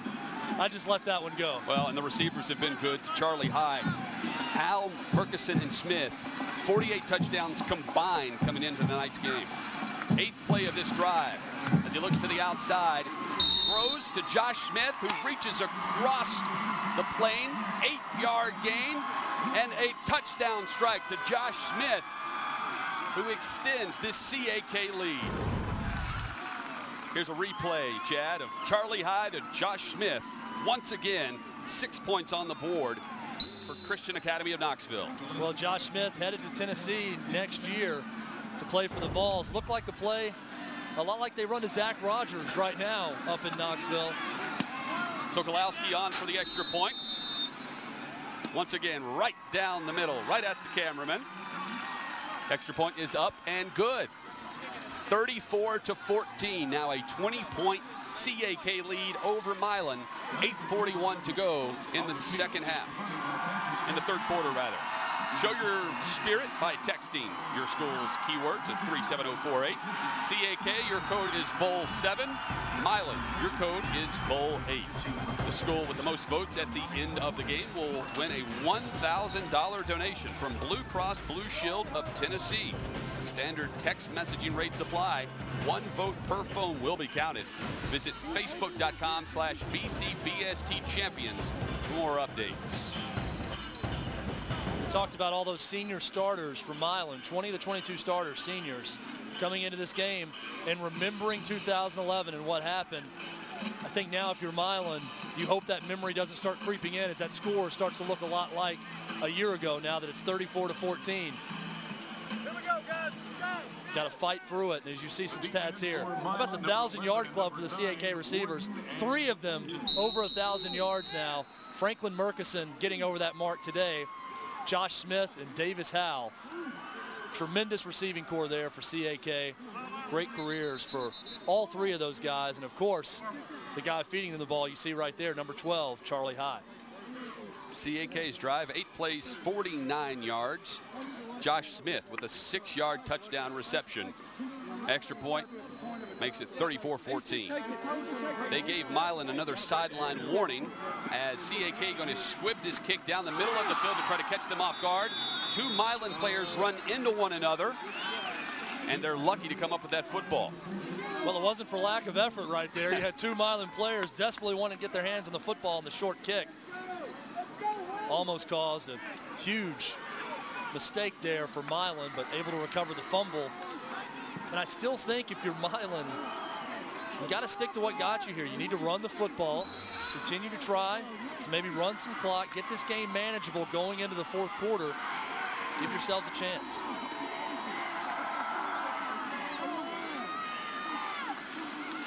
Toss sweep, near sideline goes Arkell Coleman. He bounces back inside and somehow gets 9.5 yards. Right at the stick. Arkell Coleman doing a great job reading his blockers on that play. They're going to give him the first down. Here is the replay of this carry. Somehow finds his way to the 10-yard marker to get the first down. Impressive. Great Strong job. runner. Running behind big number 75, Jesse Brasher there. Aaron Suey, number 57, the right guard. Nice blocking up front. They go right back to him, but he is stuffed at the point of attack. Brett Kendrick, the Tennessee Volunteer commitment, with the stop and a loss of 1. 6.5 tackles for loss for Kendrick. Add another to that number. Kendrick, who plays both offensive tackle and defensive end. Kendrick's been impressive today. Also, William Gass, both at center and defensive tackle, for CAK in on that play. That tremendous ball game as well. 2nd and 11 after the loss of 1. Powell looking deep down the right sideline. He's going to air it out. Nearly caught, but because of a great deflection from Whitaker Cunningham, who has 3 pass breakups on the season. Watch the replay, Chad. He was able to get a fingertip on the football. Great play by the defensive back, who just came away with an interception and was steps away from another one. Yeah, great protection there by the Milan line, and as you saw right there, Whitaker Cunningham knocking the pass away. He's a junior on a defense full of senior leadership. They fake the handoff. They go end around. Find some yardage to get to around the 45-yard line. Chad Warden on the carry. Gain of 4. Warden's been busy tonight, Chad. Yes, he has, and now it's danger time if you're Jeff Morris and Milan. 4th and 8 coming up. Don't see the punter coming on the field right now. You're down 20 points, 7 minutes left in the 3rd quarter. If you want to have any chance at hanging around with CAK, it's a must to pick up this 1st down right now. Powell under center on this 4th and 7 play. Powell's going to throw it. Throws to the outside. Defender was there. Pass falls incomplete as Franklin Murkison on defense.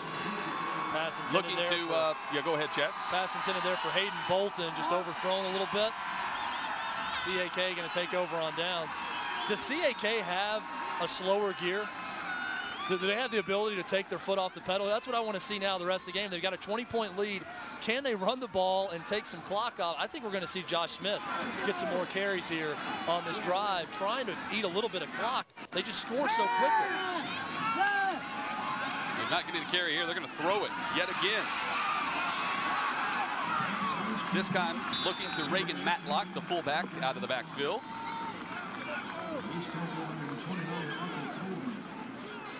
CAK staying in that no huddle. The spread coast, as they call it, the combination of the spread and the West Coast offense. Hurrying back around up a 6.5, 7-yard gain.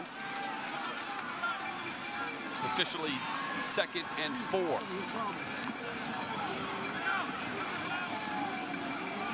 High's going to throw it. Looks to the middle of the field. Franklin Murkison, nope, make that number 6. Whitaker Cunningham, who's had a huge game for CAK with a big pickup there. He's got the interception. He had the pass breakup on the last drive. He's been all over the place. 10 yards on the reception. Good-looking player. 5'11", 153 junior. A lot of speed, good instincts, going down to get the football right there. 1st down, CAK. They'll throw it yet again. Charlie High, flag on the play as Davis Howe powers his way into the end zone. How did he do that? Man's play right there by Davis Howe. 27 yards. He thought he was going to be brought down around the 10. Instead, he powers his way across the goal line, but it's going to be holding. 10 yards. Still bring it back. You get the sense the CAK team really likes each other, but if I'm Davis Howe, I'll have a hard time not going back to the line and saying, guys, that was a highlight reel play right there. I just trucked 3 guys and you hold on that play? Come on. Davis Howe, as we mentioned, national leader now in career receptions. Broke his thumb in the quarterfinals against Alcoa. Get this, Chad. He, Vic Warden, Todd Kelly, Charlie High, and the Tennessee Titans Mr. Football lineman all played together on the Pilot Little League football team growing up. How about that team? It's a pretty good Little League team. High scrambling, looking down the field. There's Franklin Murkison. Man, he is good at the falling down catch. That's the 3rd time tonight. He's been on his back foot, falling to the ground on his back. That one for 22 yards. One of those, a touchdown grab in the 1st half.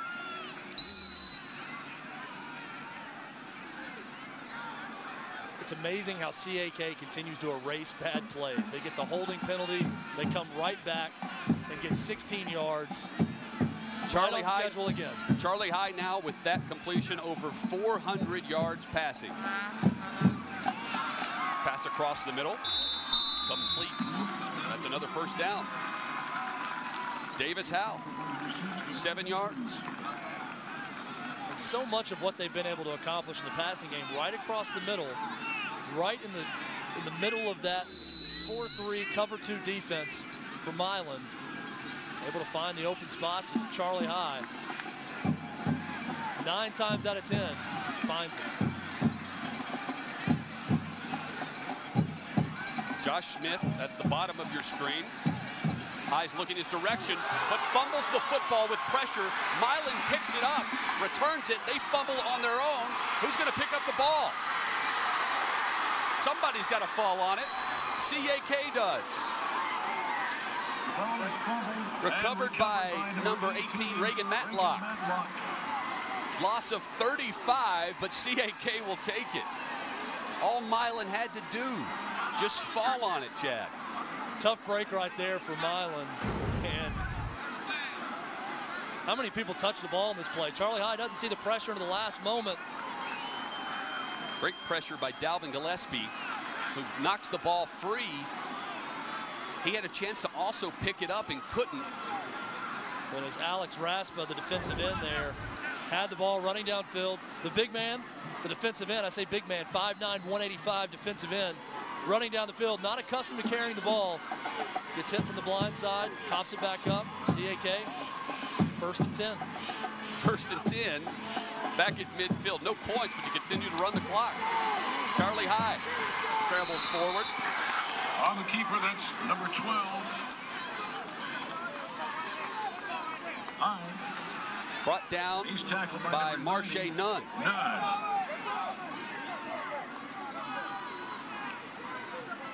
Nunn, impressive. 235-pound senior. Defensive tackle for the Milan Bulldogs. Solid player this season, Chap. Shaken up a little bit early on a similar play where he tackled Charlie High as he was scrambling out of the pocket. Good to see him back in the football game.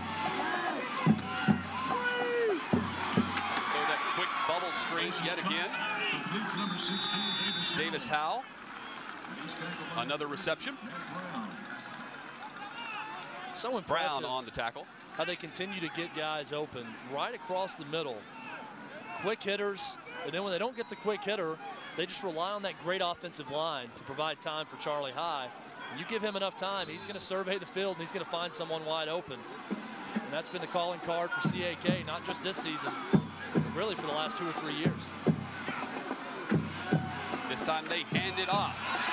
They give it to Bailey up the middle, who finds more yardage. It takes 2 Milan defenders to bring him down at the 25-yard line. Safe to say Cody Bailey is a north-south runner right there. He's 19 yards. He's not looking to cut back. He's looking to get as much as he possibly can, holding on to the ball with 2 hands, right up the gut. Great run by Cody Bailey. It almost surprises you when CAK runs the football, and he's the beneficiary of that. Well, they use the play action to benefit the run. Yeah. Usually it's the opposite. High steps out of pressure. Can he avoid it there? He can. Flips it forward to Murchison. Trevor Milan thought he had him, but instead it's a 13-yard gain. Franklin Murchison. I mean, you watch plays like this for Charlie High, and I understand that he is only 6 feet tall and a quarterback, but it makes you wonder why there hasn't been someone at the major level, at the BCS conference level, take a chance on offering this kid a scholarship. Tremendous football player, just has that uncanny ability to know exactly what to do during the game. And you see it almost every play for CAK. 1st and 10. The 1-yard line would be the first down. Incomplete pass. Defender wasn't looking. If he was, that was a chance to pick it off, and nobody would have been in the vicinity for the defensive back. The thing about Charlie High, he's getting some offers from Tennessee Tech right here in Cookeville, UT Martin, Liberty, and Tusculum, interest from others. But he talked about his size earlier this week, and he says, hey, I hope I'm one of those guys like an Aaron Rodgers, who was 6 foot in high school and then grew 3 inches in college. This is the 11th play of the drive coming up.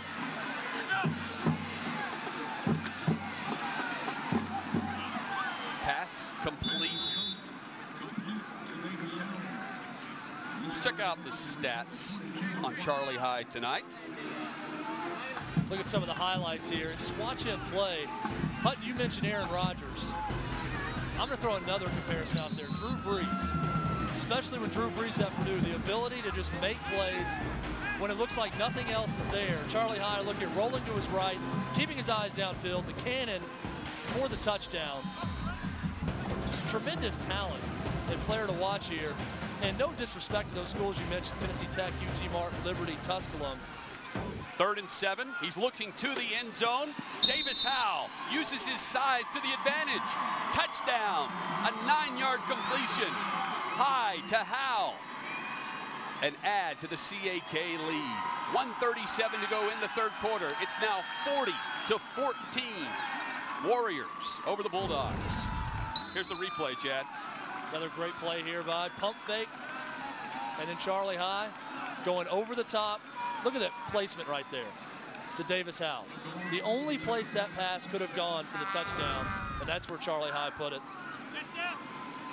The extra point attempt is up, and the kick is good. As I was saying right before that touchdown, again, Tennessee Tech, UT Martin, Liberty, Tusculum. Nice programs, good football programs, great place to go to school. But I'm still surprised there hasn't been at least one BCS conference school step up. I talked to Coach Rusty Bradley earlier this year. He talked about Wake Forest showing interest in Charlie High. Waiting to see if that offer is going to come at some point. A special thank you to Blue Waters Rental for donating a scissor lift to us for our camera use in the end zone.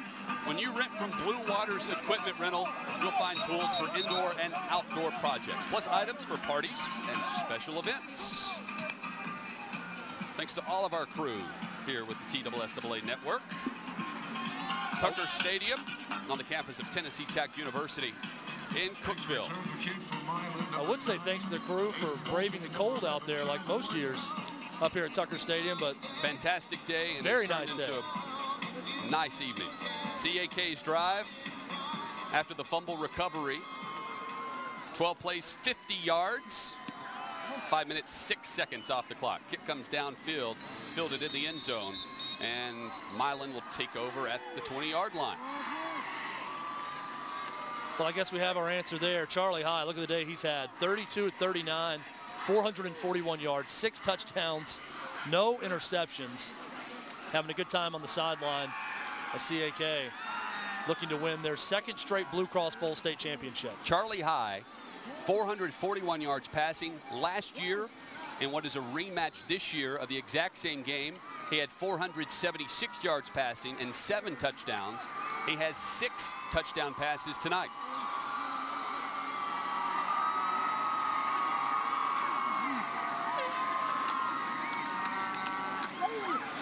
Hand off to Coleman. Good wrap-up tackle there, Chad, by Alec North. 6'3", 243-pound senior. 55 tackles coming into tonight's game. Impressive. 7 tackles for loss. He has 2 block kicks, 2 fumble recoveries, and 1 forced fumble. That's a stats line right there. Stat stuffer right there. Going back to Charlie High also, he broke the state championship BlueCross Bowl record a year ago with that performance. They could get that record again tonight if they want to. Up 41-14 right now. Curious to see what Coach Bradley's going to do, because we're not even to the 4th quarter yet. Powell swings it to the outside. Pass falls incomplete, looking for his fullback, Sappho, out of the backfield. Play worked for Milan earlier, but last couple of times they've tried that play action pass to the fullback there, Dwayne Sappho. Hasn't been successful for the Bulldogs.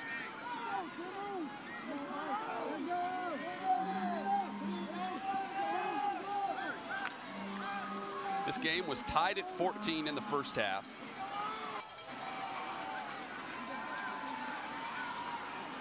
And then it's been all CAK. Milan, Powell's pass falls incomplete. Hayden Bolton couldn't come up with it before it hit the turf, arguing his case to the officials. He's saying, hey, if we had the red flag, we'd challenge that. Milan now going to punt. We're really going to test to see if CAK has another gear. That's a slower gear now, up 41-14. This will be the second punt of the night.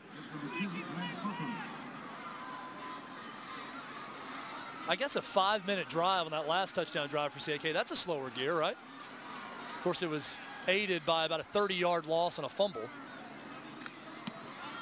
Milan punts it away. Smith calls for the fair catch and makes it at the 38-yard line. A 40-yard punt for the Milan Bulldogs. CAK will take over with 41 seconds to go here in the third quarter. See Coach Jeff Morris there on the sideline, urging his Milan Bulldogs, keep fighting, keep playing. CAK, as we've mentioned, has really turned it to the next gear, breaking this game wide open. We'll talk about Milan's trip here to the BlueCross Bowl and their impressive season.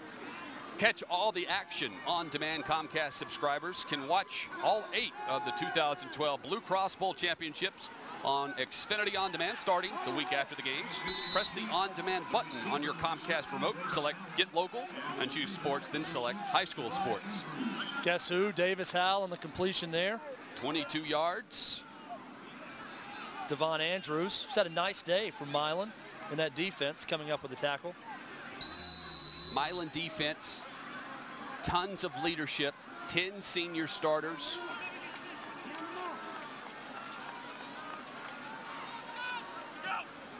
They've been impressive throughout the season. They knew what they were up against tonight, too. Milan, a town that knows football, too. A lot of great tradition there. Won state championships. Take a lot of pride in their football program. You see it here with the crowd that's here tonight. And sometimes you just run up against a buzzsaw, and that's what CAK's been the last couple of years in this game. We have a player down on the field, and there is an injury timeout.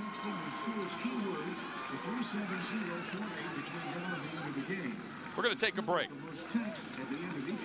Getting set to start the fourth quarter when we come back. 41-14, CAK over Milan for the 3A state title at the BlueCross Bowl.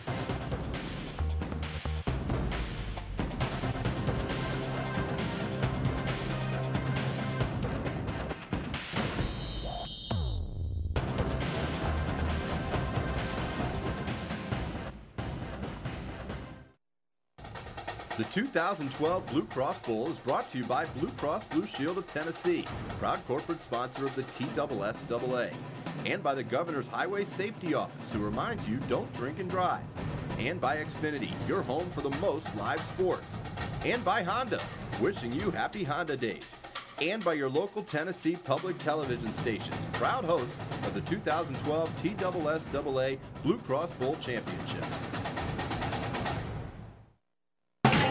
Take me home tonight.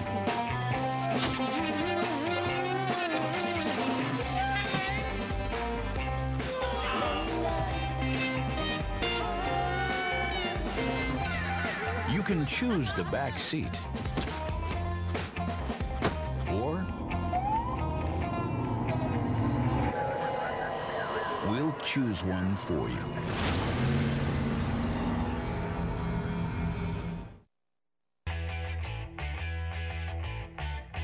Want to know what it feels like watching sports on Xfinity from Comcast? It's like having a front row seat to all the action. The biggest hits, catches, home runs, and touchdowns. The moment they happen, when you have the most live sports, the best seat in the house is in your house. Banking is easier with Regions Checking because our text and mobile banking lets you manage your accounts anytime on any device. You can get alerts, transfer funds, and with mobile banking, pay bills from anywhere. So now, whether you're here, or here, you can always be here with a simpler way to bank and a simpler way to get where you want to go. I know that guy. Weird.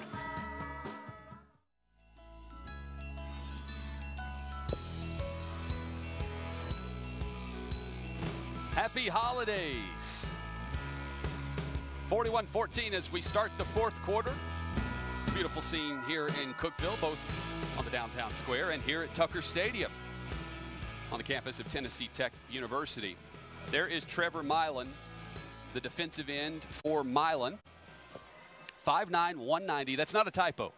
Senior defensive end being helped off. We hope he's okay, but an impressive player. He's small, but man, does he bring intensity. One of the coach's favorite players.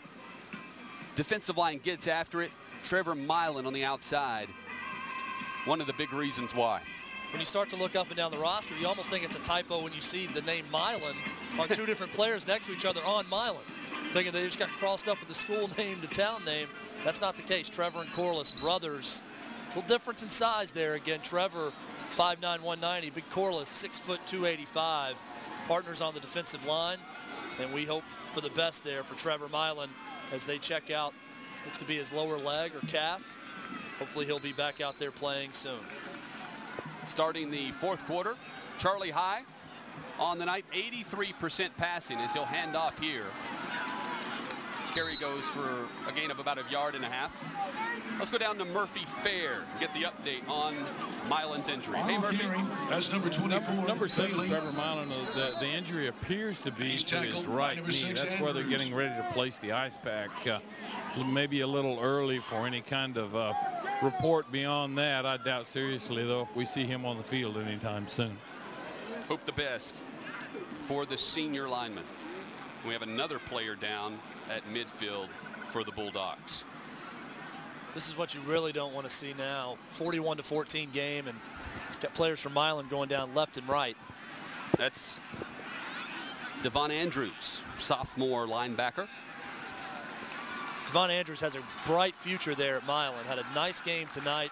Been all over the field. See what he fell on here. Watch for number 6.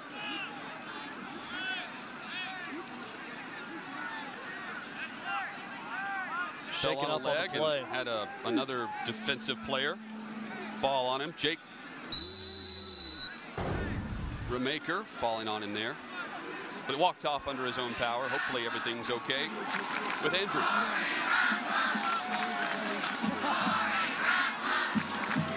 Charlie High on 3rd and 9. 455 yards passing. Gives it to Davis Howe on the reception. Davis Howe, that's his 15th grab.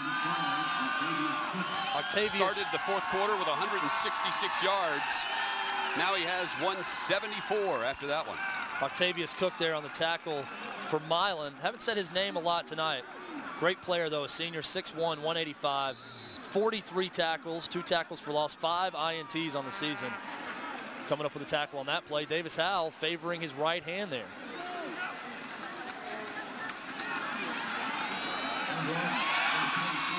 They go power. They give it to Cody Bailey, 3 yards. On 4th down, they run it right up the middle, and they get the first down. You mentioned Howe favoring his right hand, probably that thumb. Yeah, broke his thumb earlier this season. I think his line was to the CAK coaching staff, pain is only temporary.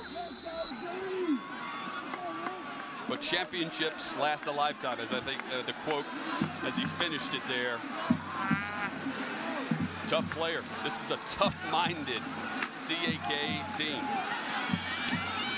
They'll hand it off again as we approach the 10-minute mark in the fourth quarter. Yeah, don't let all the passing fool you and the finesse with CAK. Well, at their heart, they are a very tough football team, and they're showing that here right now as they're trying to run the football, get a good push by that big offensive line, work some clock here in the fourth quarter.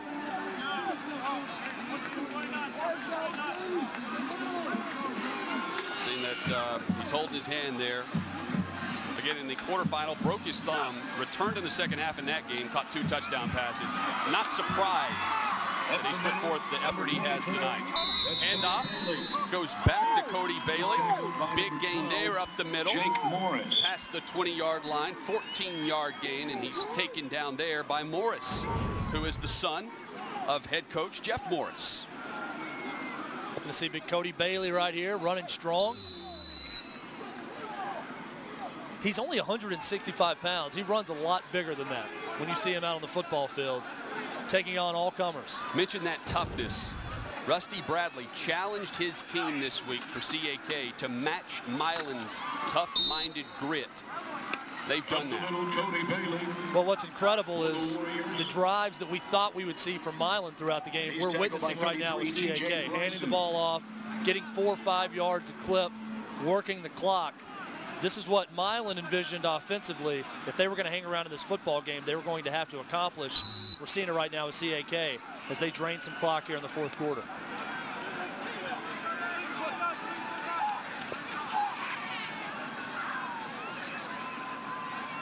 Under 9 minutes to play as CAK looks to go back-to-back and defend their 3A state title. High on the quarterback keeper, gets to the 5, scrambles ahead, waltzes in, nearly untouched. Touchdown CAK, and they extend the lead.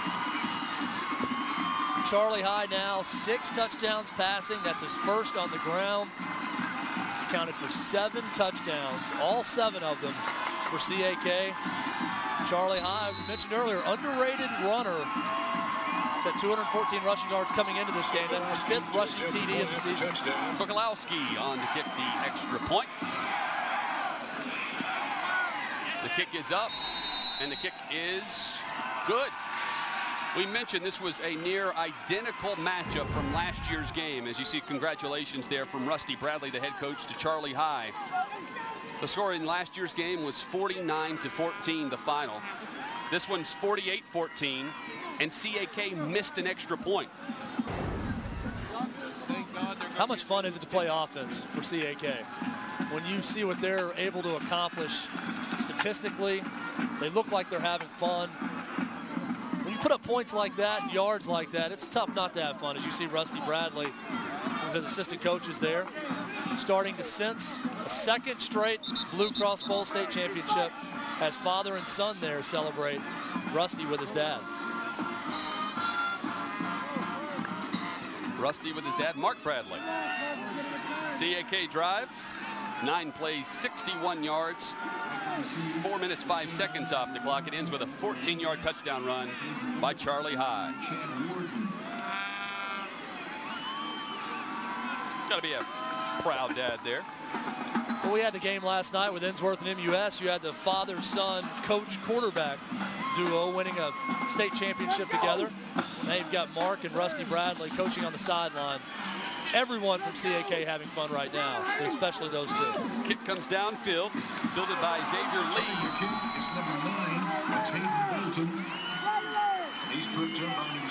And he is taken down around the 20-yard line, a 17-yard return. Milan will take over with 8.5 minutes to play.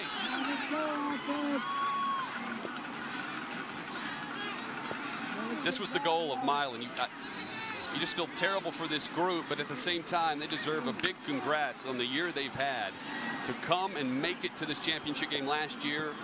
All those juniors coming back for their senior season. The goal was to get back here and do what they couldn't do last year to the CAK team. All the focus on matching what CAK could do offensively, they did for a while.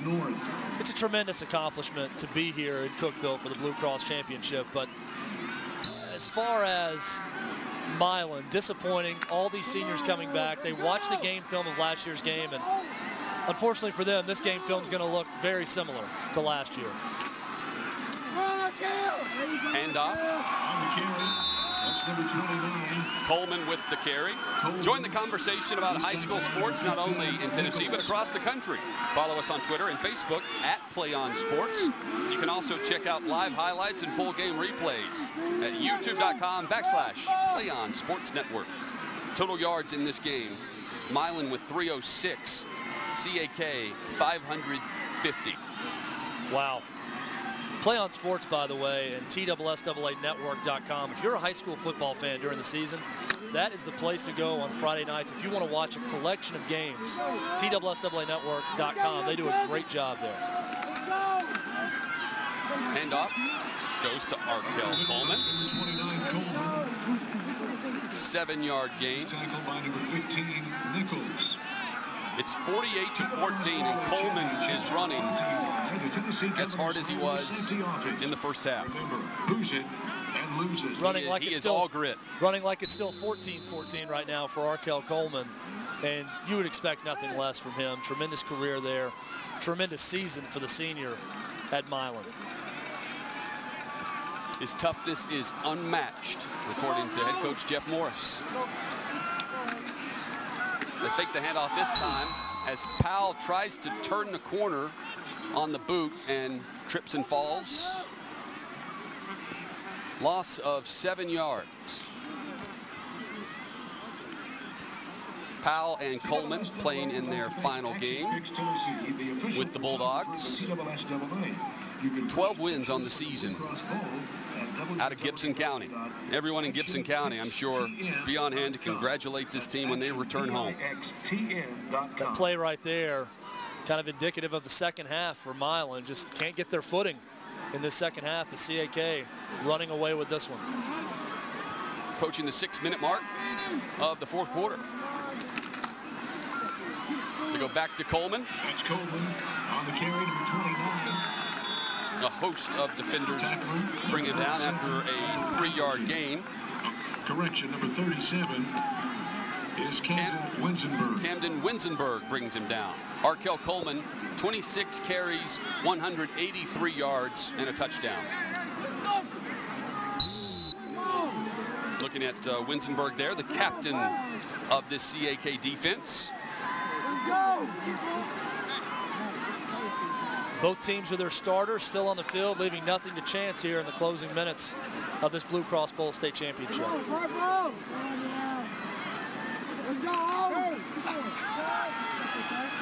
Powell back to throw, looking deep down the sideline.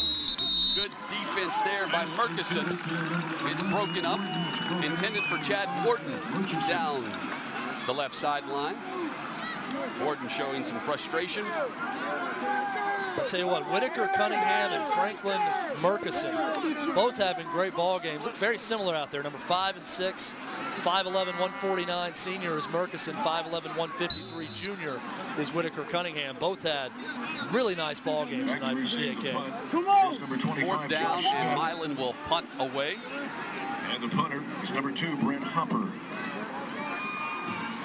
Hopper averaging 38 yards per punt. This kick will bounce and roll out of bounds inside the 30-yard line.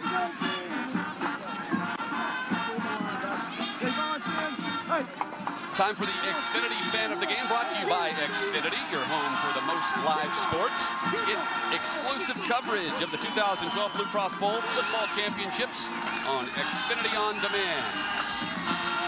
Santa Claus, the fan of the game. Santa's lost some weight and got a nice clean shave there. The hat's way too big. He's not big enough, but he's Santa. He's having fun. Probably brought the beard, but didn't need it with this great weather here in Cookeville. Seeing the band that performed at halftime for Christian Academy of Knoxville. Handoff goes up the middle. Thought he was wrapped up, but Caleb Powell does what he's been doing all night. Bounces it past the first line of defenders and gets a big gain. That one for 10 yards. Watch this, Chad. You thought he had him wrapped up right up the middle, and he somehow squeezes through. And he's not small, 6'2", 215. Cody Bailey on the play there for CAK. Tremendous run. He's done a great job tonight. He's the backup to Corey Rathbone, who we were talking about earlier. Yeah. Out with that broken ankle. Big night there for Cody Bailey. Tough runner. And impressive, too, because he came in with just 8 rush attempts for 34 yards. And they challenged him coming into this game with Rathbone with the broken ankle. Huge loss for them as timeout is asked for by CAK.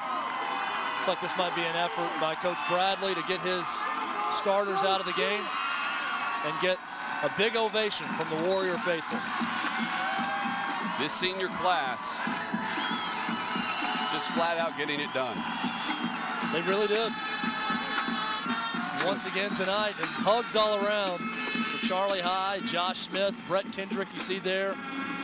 All those seniors coming off the field for the final time for CAK, but for a second straight season, those seniors are going to get to celebrate a state championship.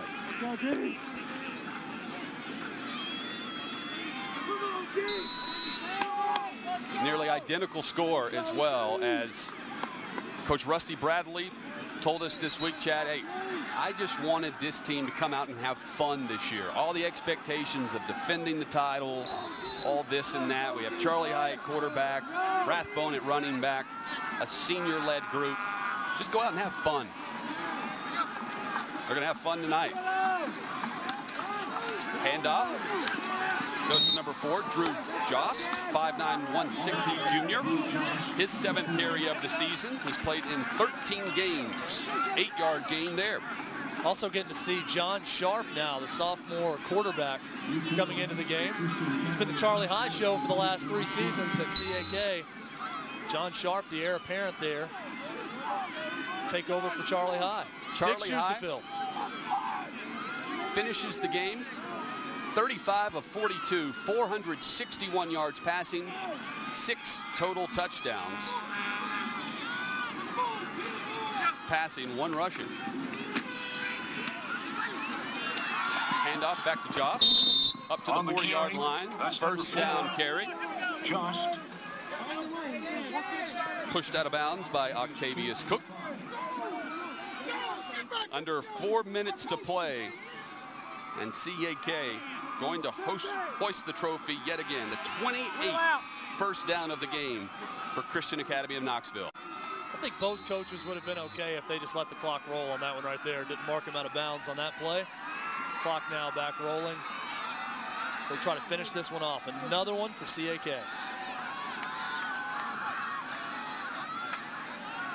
Warriors fans in Knox County going to be very happy tonight.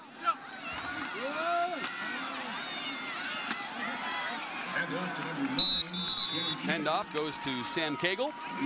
His 12th carry of the season. Sophomore getting some action here in this championship game. 7-yard gain. Nice experience for a lot of these young guys. Talked about John Sharp, the sophomore quarterback coming in. Drew Jost, Sam Cagle. Some of the younger players for CAK coming in. Headlines are going to read tomorrow. CAK Warriors, back-to-back 3A champions.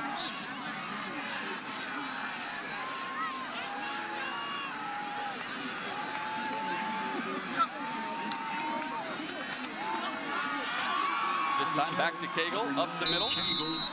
Falls forward, marked down. Number 20, Kendall White. Around the 19-yard line, 11-yard gain there. You mentioned it, Chad, a lot of seniors. That's been the storyline of this game for both teams. And now you replace the plethora of seniors with more leadership. Yeah, and you talked about this season was all about having fun for CAK after getting that state title a year ago, just coming back, having fun, winning games. For Milan, it hasn't been as much fun after the taste in their mouth, after last year's game against CAK, watching that tape this week. Disappointing ending to a really good season and tremendous careers. John Sharp gives it back to Cagle. Michael Sanderson, he hands off to number 9, Sam Cagle.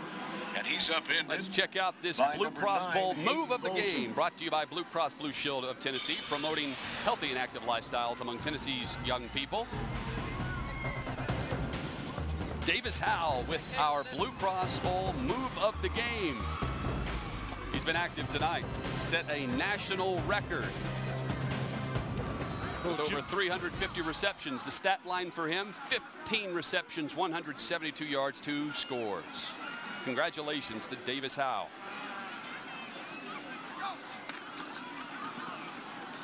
This time, fumble on the exchange. Was Milan able to fall on it? Yes, they were. Recovered by number 15 for Milan. That's Jesse Jones. 5'9", 175-pound senior. New quarterback into the game there for CAK. His first snap, Michael Sanderson. Not going to be a play he wants to remember on a night that he will remember, though, and wants to remember. A minute and a half to go until the trophy presentation here at Tucker Stadium. CAK going back-to-back. Look at that. Charlie High for Heisman. I'd vote for him. Clever. Heisman ballots due on Monday. Number 39 with the long scamper. Keenan Booth, the sophomore, up to the 40. 27-yard run there. Milan going to play some hurry up here. I think a good signal to the younger players in this Milan team not to quit. They're going to try to put some more points on the board here before the end of this game.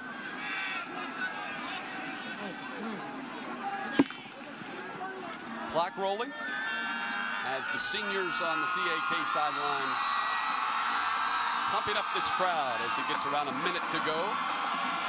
Handoff goes up the middle. Running back upended there. 4-yard gain. And they just doused Coach Bradley.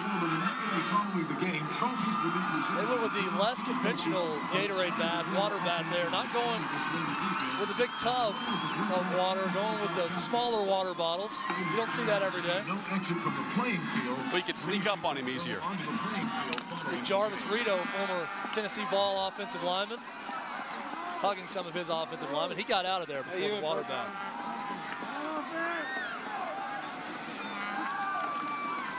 Handoff to the outside. Arkell Coleman continues to press forward. 7-yard gain as that should do it. Should be the final play if Milan would like to end it. We'll see what they do. 10 seconds and you can celebrate in Knox County. Father and son embrace back-to-back state championships for Christian Academy of Knoxville. Your 3A state champion crowned once again here in Cookeville. Great scene there with Mark and Rusty Bradley getting emotional there. Time to celebrate, CAK Warriors. Second straight state title as Coach Bradley looks for Jeff Morris of Milan for the final handshake. Great scene at midfield after every game here in Cookeville. CAK, your 3A state champions. Great job, guys.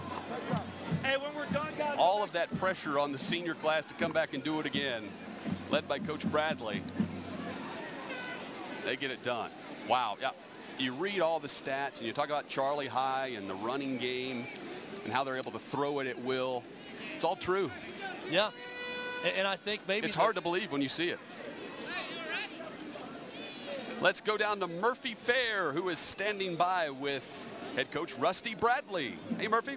Hey, Jonathan, thank you very much. Rusty, congratulations. You got a quarterback with a state record, you got a receiver with a national record, and now back-to-back championships. What do you got to say about it? God is so good. I mean, he's blessed this team. He's blessed these kids. He's blessed this program, and he's done some awesome stuff with these guys. And you know, it's not about the gold ball. It's about what God did through in the lives of these guys through this sport. And it's just a special group, and I love these seniors to death. I love this team. Well, I know you love your players, but I've said it time and time again.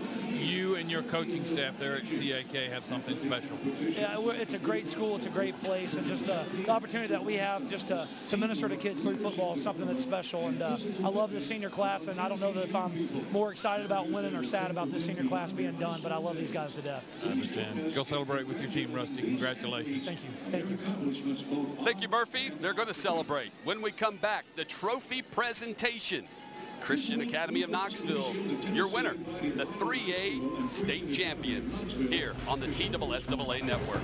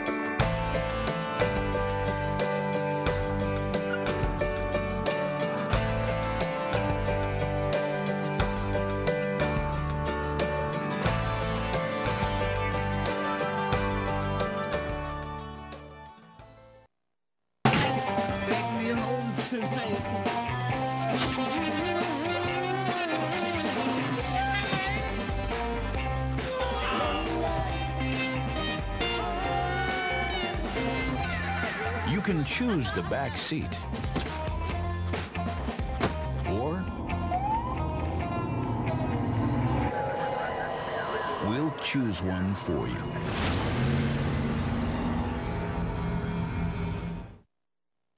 At Honda, we know you.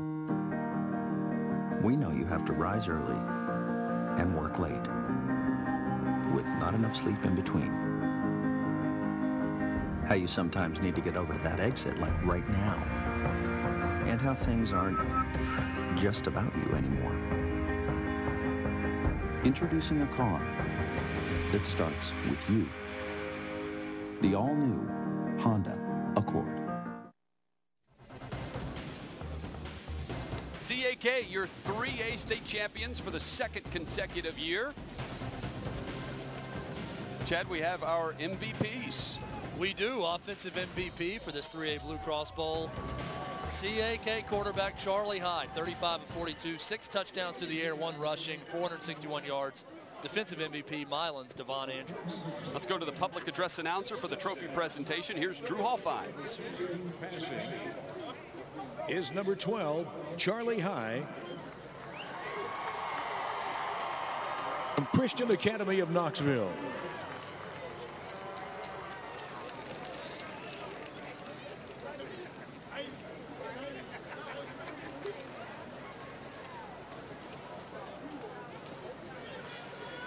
On defense, your most valuable player with 9 tackles, 1 forced fumble, 1 pass breakup is from Milan, number 6, Devon Andrews.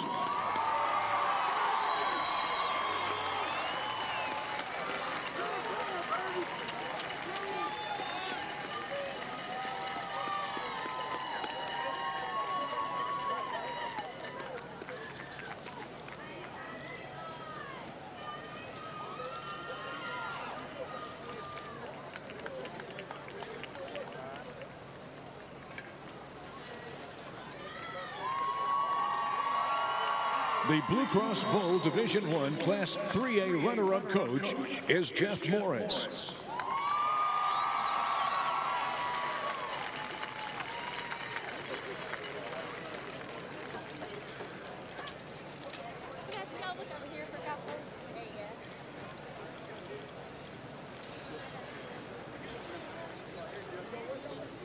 The Blue Cross Bowl Division I Class 3A runner-up team is Milan High School.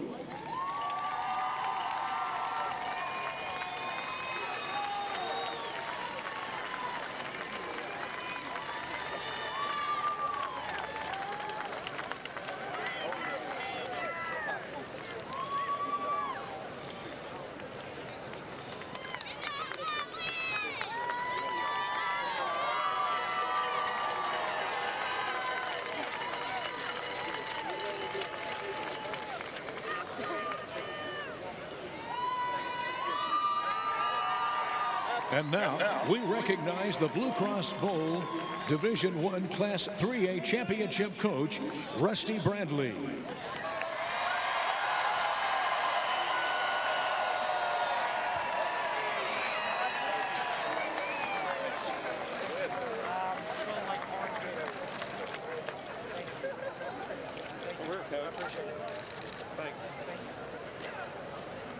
And now we present the Blue Cross Bowl Division I Class 3A State Champions, Christian Academy of Knoxville.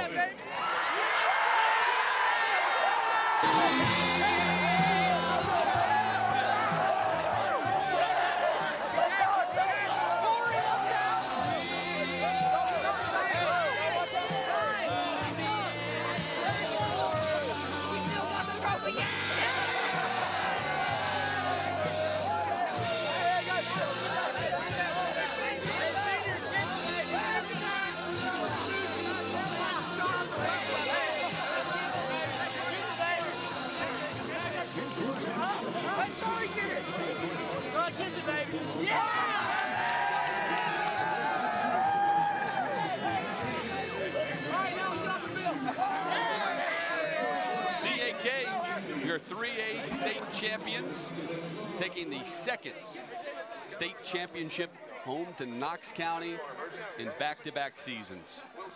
Congratulations to Christian Academy of Knoxville. No one's ever been happier to smell like orange Gatorade than Rusty Bradley right now.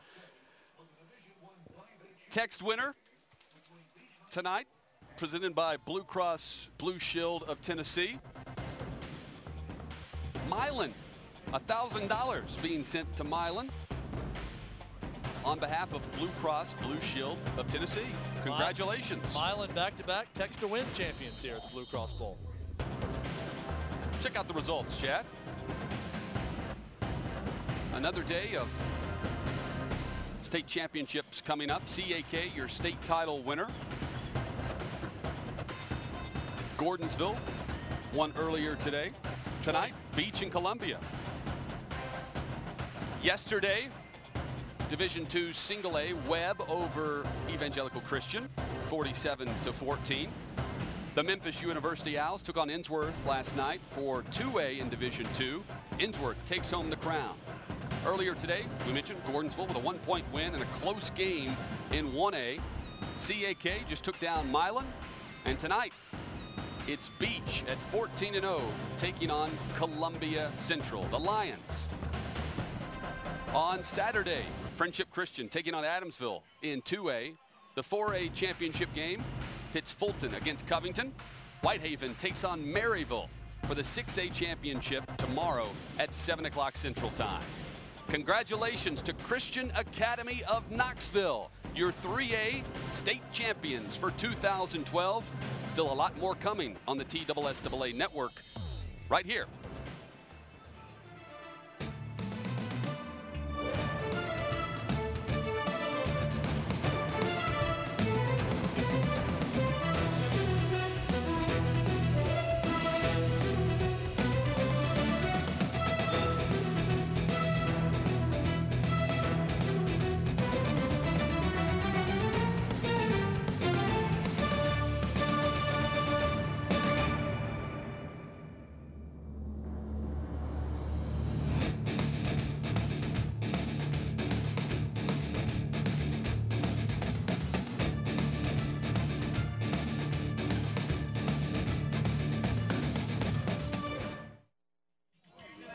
Wow, what a great game. I'm sitting here with Bernard Childress. Bernard is the executive director for TSSAA.